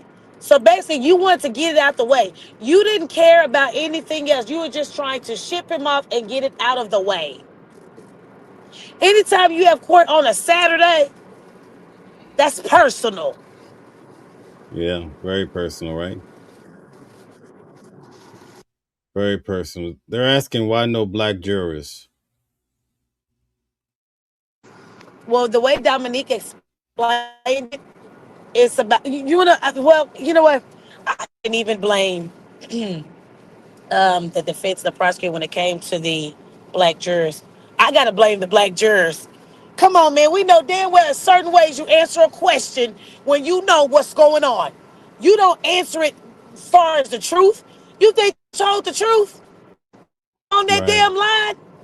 Do you honestly think that these white folks told the truth on how they feel? You got to play the game how the game go. You are not supposed to tell the truth how you feel to get your butt on that what you call it. I blame us Right. for telling the truth. I could never send a black man to jail. You don't tell them folks that. You fake it till you make it. Go ahead, Mel. All Sorry. right. Hey, listen, I want to thank you for coming on today. I know you're moving around and you have things to do. You stayed on far beyond what we had discussed, and I find you to be quite amazing. Thank you, and I hope you can come back on the channel because I can imagine this is only going to grow legs, especially with all of the misinformation floating around and a lot of ill feelings from people who don't even know one another. So thank you very much. Would you like to give us a closing statement? Mel, I would like to say, see, what I do, I respond to the chat. Do you have it to where I can respond or they can hit the link? Because that's what I do. I like to have dialogue. Now, one person here, Mel, I'm not trying to take every show to my, wow, she's showing her biasness. No, I'm not. I'm showing the truth. Now, if you believe that's bias showing the truth, well, then shame on you. This is the truth. That's nothing to do with being biased. And let me tell you something, even if I was biased, y'all stand by y'all's. Why we can't stand by ours? You see the judge and the prosecutor standing by each other. So why I can't stand by mine? Who said I couldn't do that? I dropped the link just so you know if you want to invite whoever that person is up. They can come Anybody up and can hit talk. the link. We can dialogue. Anybody can hit the link. I want all the smoke like a chimney. Okay, guys, if you want to come up and have some dialogue with her, come right on up. You're the next contestant on the price on Watching the World. Come on and talk to her. She want to get to know you.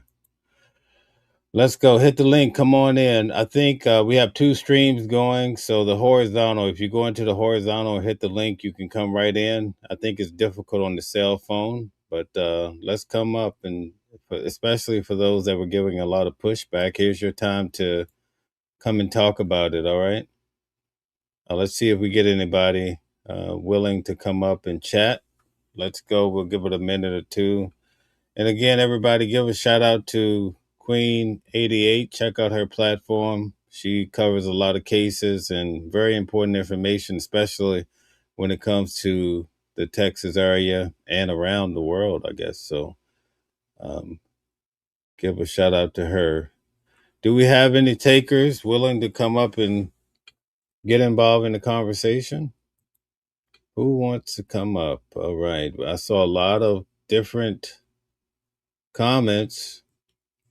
I saw, okay, we have a taker. Here we go. Matthew, make sure you're dressed appropriately. We typically like to see your face, at least in the back chat, before you come up. I'm going to take a chance on this. Okay. Oh, okay. Matthew is good. Thank you, Matt. You could cut it back off if you want to. I just wanted to make sure. Sometimes we have some nudes come through and trying to kill the channel. All right, here we go, Matthew. I understand, my brother. Thank you. How y'all doing? All right.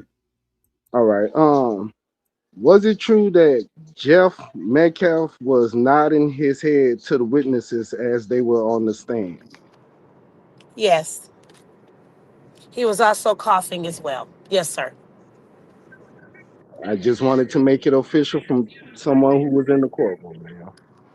So when I make my argument, I can say this person was in the courtroom, man, and saw that. I'm from Baton Rouge, Louisiana, where the Anthony's moved from. So we kind of take this personal out here.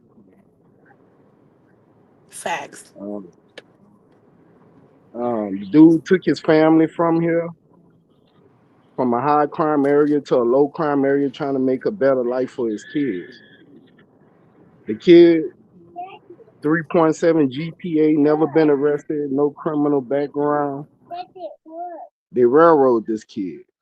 And we just want to know why we can't see the facts or the evidence that was in the case and what was left out of the case. Because it doesn't fit their narrative. That's why we can't see it. Because it doesn't fit their narrative. There's a Right. video out there. And then Eddie lied. You mean to tell me that a person is going to, a kid is going to whip out their phone and act like they're recording? Stop it. Baby, we record for less. Stop. We are in a Right. recording social media era. No, Eddie definitely has that video, which they probably end up getting that video, but want to keep it on the shh. And by them saying the coach say he needs to step up and be a leader, was the coach referring to step up and be a leader and put your hands on people and physically move them, or step up and be a leader because I just had a problem with you the week before I had to suspend you from the team as a coach? It was the latter. It was the latter. Okay. All right. Yeah.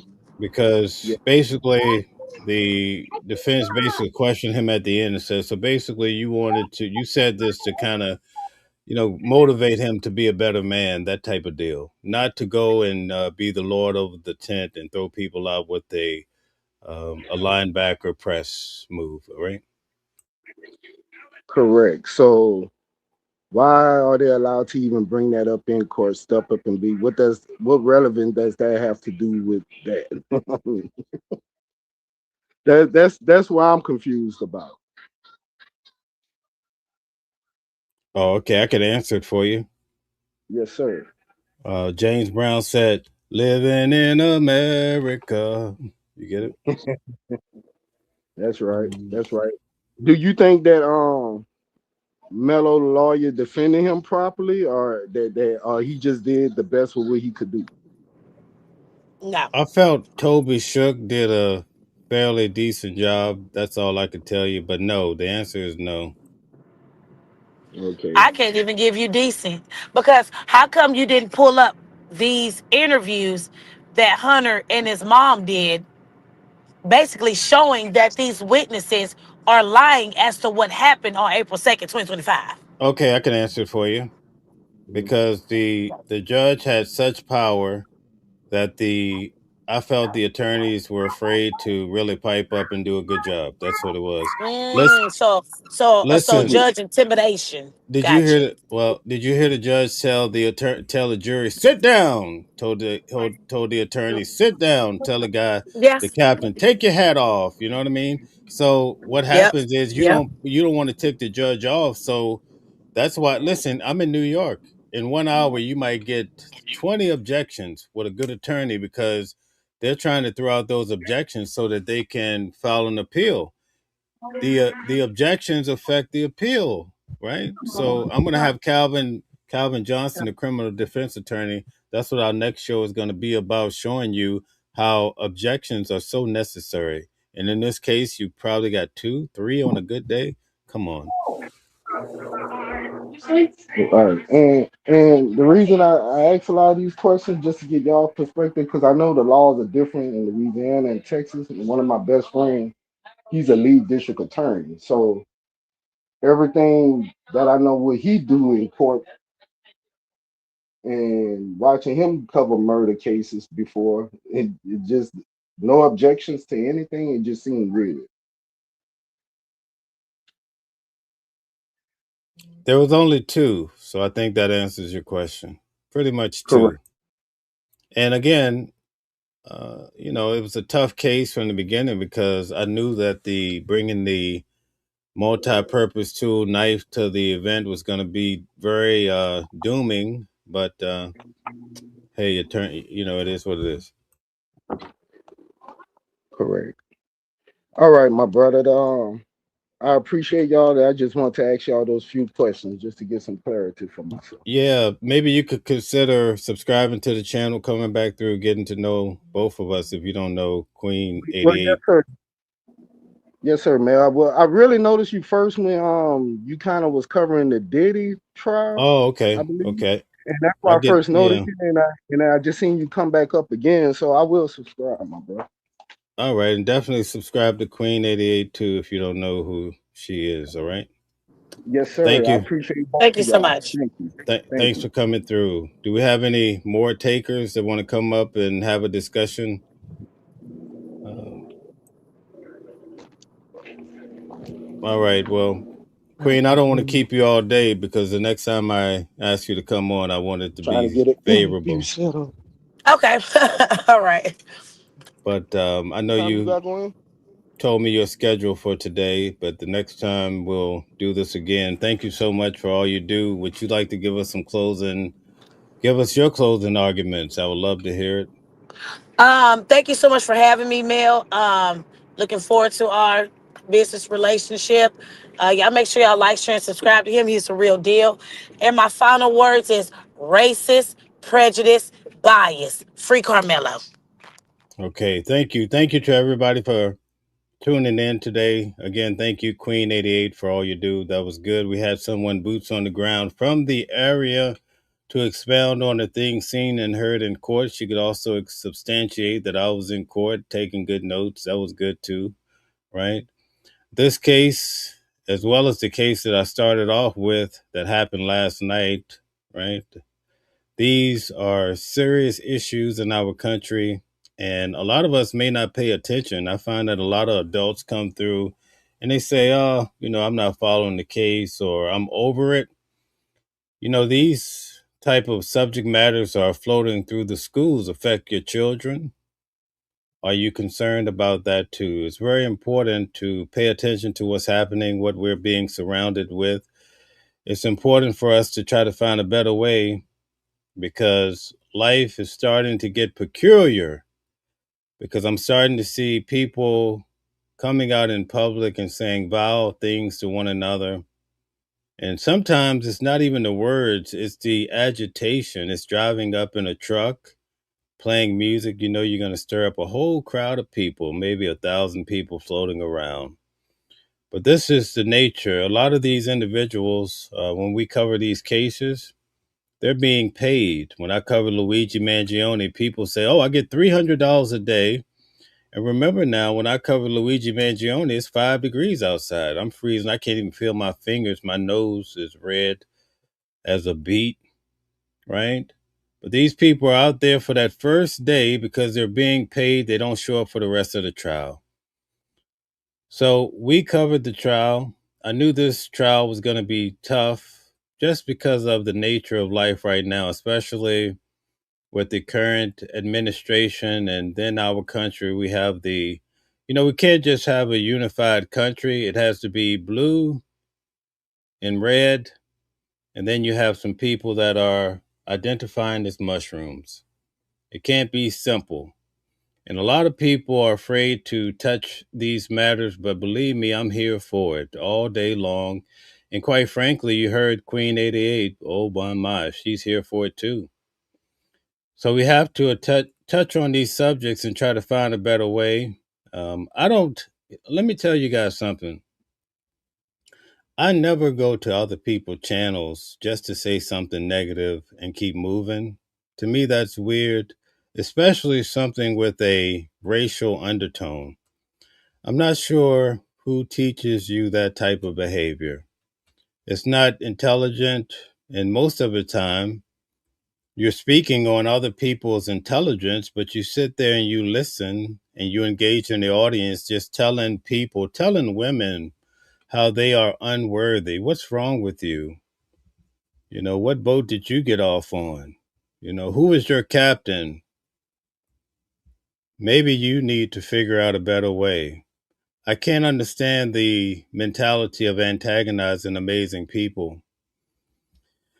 We have a major issue, and here's the thing that I want you to understand. If anything, you walk away, and I think I can speak for Queen88. When you have a case with a major racial undertone, the biggest voice wins the day. So in other words, the biggest stations out there, they get to appeal to a broader audience. And I started off this video showing you where one of the most prominent names out there, she said there were 3 Hispanic women on the jury. No, it wasn't. So how do you get that? And you sit in the top seat of information. Fox News said that Karmelo had a 5-inch blade, but you have a representative in the court. Why can't they tell you accuracy is important? 3.5 inches was shown in court. So what happens is when you have the big news, right, and they come out there and they say it was 5 inches, and then you get a guy like me that was in the courtroom, and I come out and I pull out my little notes and I say 3.5 inches. They say you're lying because Fox News said 5 inches. It matters. It matters because you're pushing different channels are pushing narratives, and then people who are really trying to share the truth and help people to understand that, listen, at the end of the day, at least I could say, listen, both sides had some wrong to it. Number one, you have to tell your kids, listen, you can't take certain things into certain environments. If I travel, I take something to the airport, they're going to send me away. Okay. If I go to an event and I'm harassing a kid and I think I can hit him with a power move, right?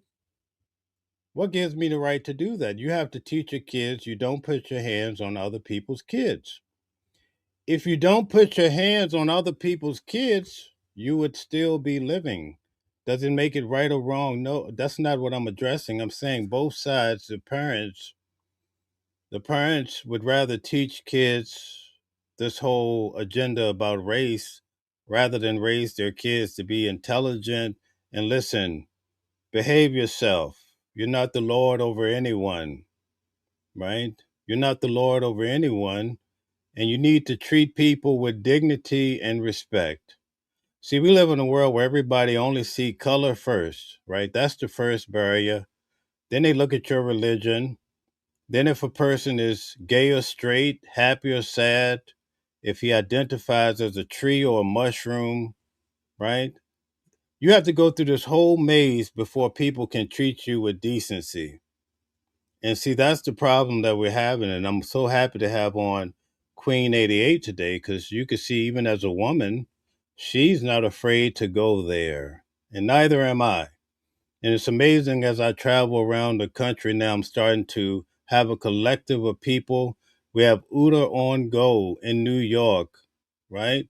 And you hear Uda out there every day. He served his purpose for the Diddy trial because he was out there recording everybody coming in and out of the courtroom, right? I was in taking notes, and then Uda and I would get together and compare notes, and then we'd go tell our stories, right? If Uda needed me, I would activate right away. I'm coming, right? I'm bringing the heat. That's just how this thing is going to go down.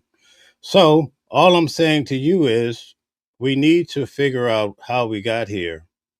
Why is it that people can have a trial? You see the judge say both sides got justice. And I'm sure when the judge says, I'm pretty sure Karmelo family received justice. All you have to do is go to the news and you can see they've said it on every platform they didn't get justice, right? Okay, so we really got to figure this thing out because we're all in the same country, right? And not only that, we have other people from different walks of life that get mixed into the pot with their philosophies and how they grew up. And some of them grew up in other countries, right? And I travel a lot. Recently, I traveled to a country where people don't, well, we'll leave that alone. But the bottom line is we have so many, it's a mixing pot. But until we figure out how to try to do better, I can't even say love because people say you're out of your mind. I don't love anybody. I love my family. That's the nature of life, right? And I'm not here to preach to you today, but what I have to say is this. For some reason, last night, this white kid was shot down after they took his iPhone. That's a real problem. And that happened not that far from me. I'm going to cover the case. They had masks on. I showed you guys today. So it's going to feed into that narrative, right?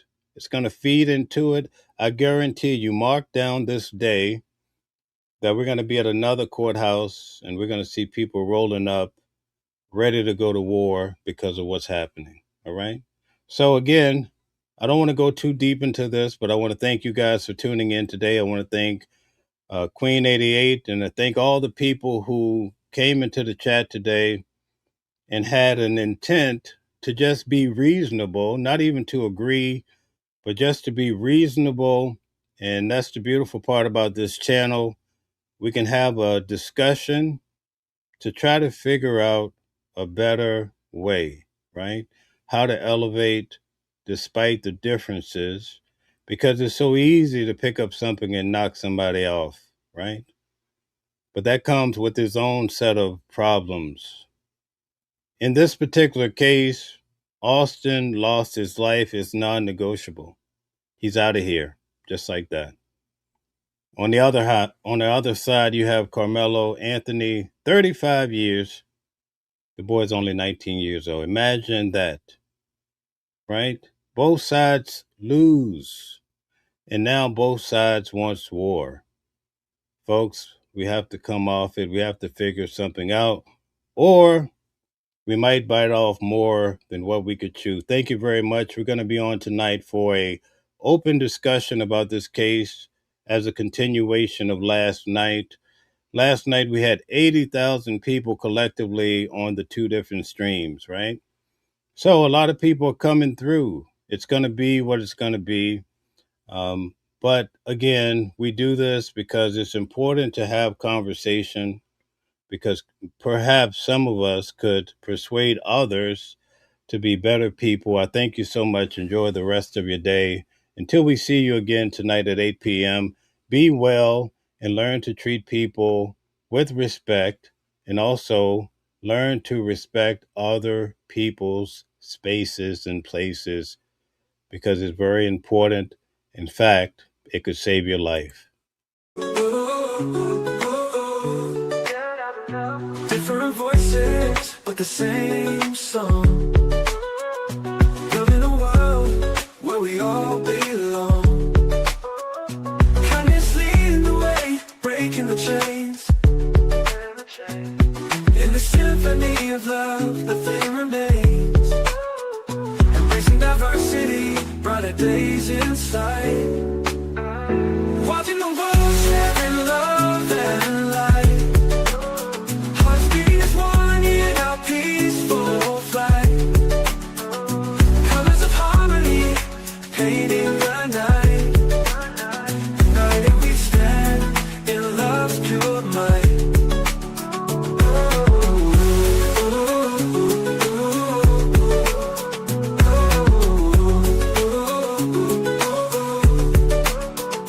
Watching the world sharing love and light. Hearts beating as one in our peaceful flight. The colors of harmony painting the night. United we stand in love's pure might.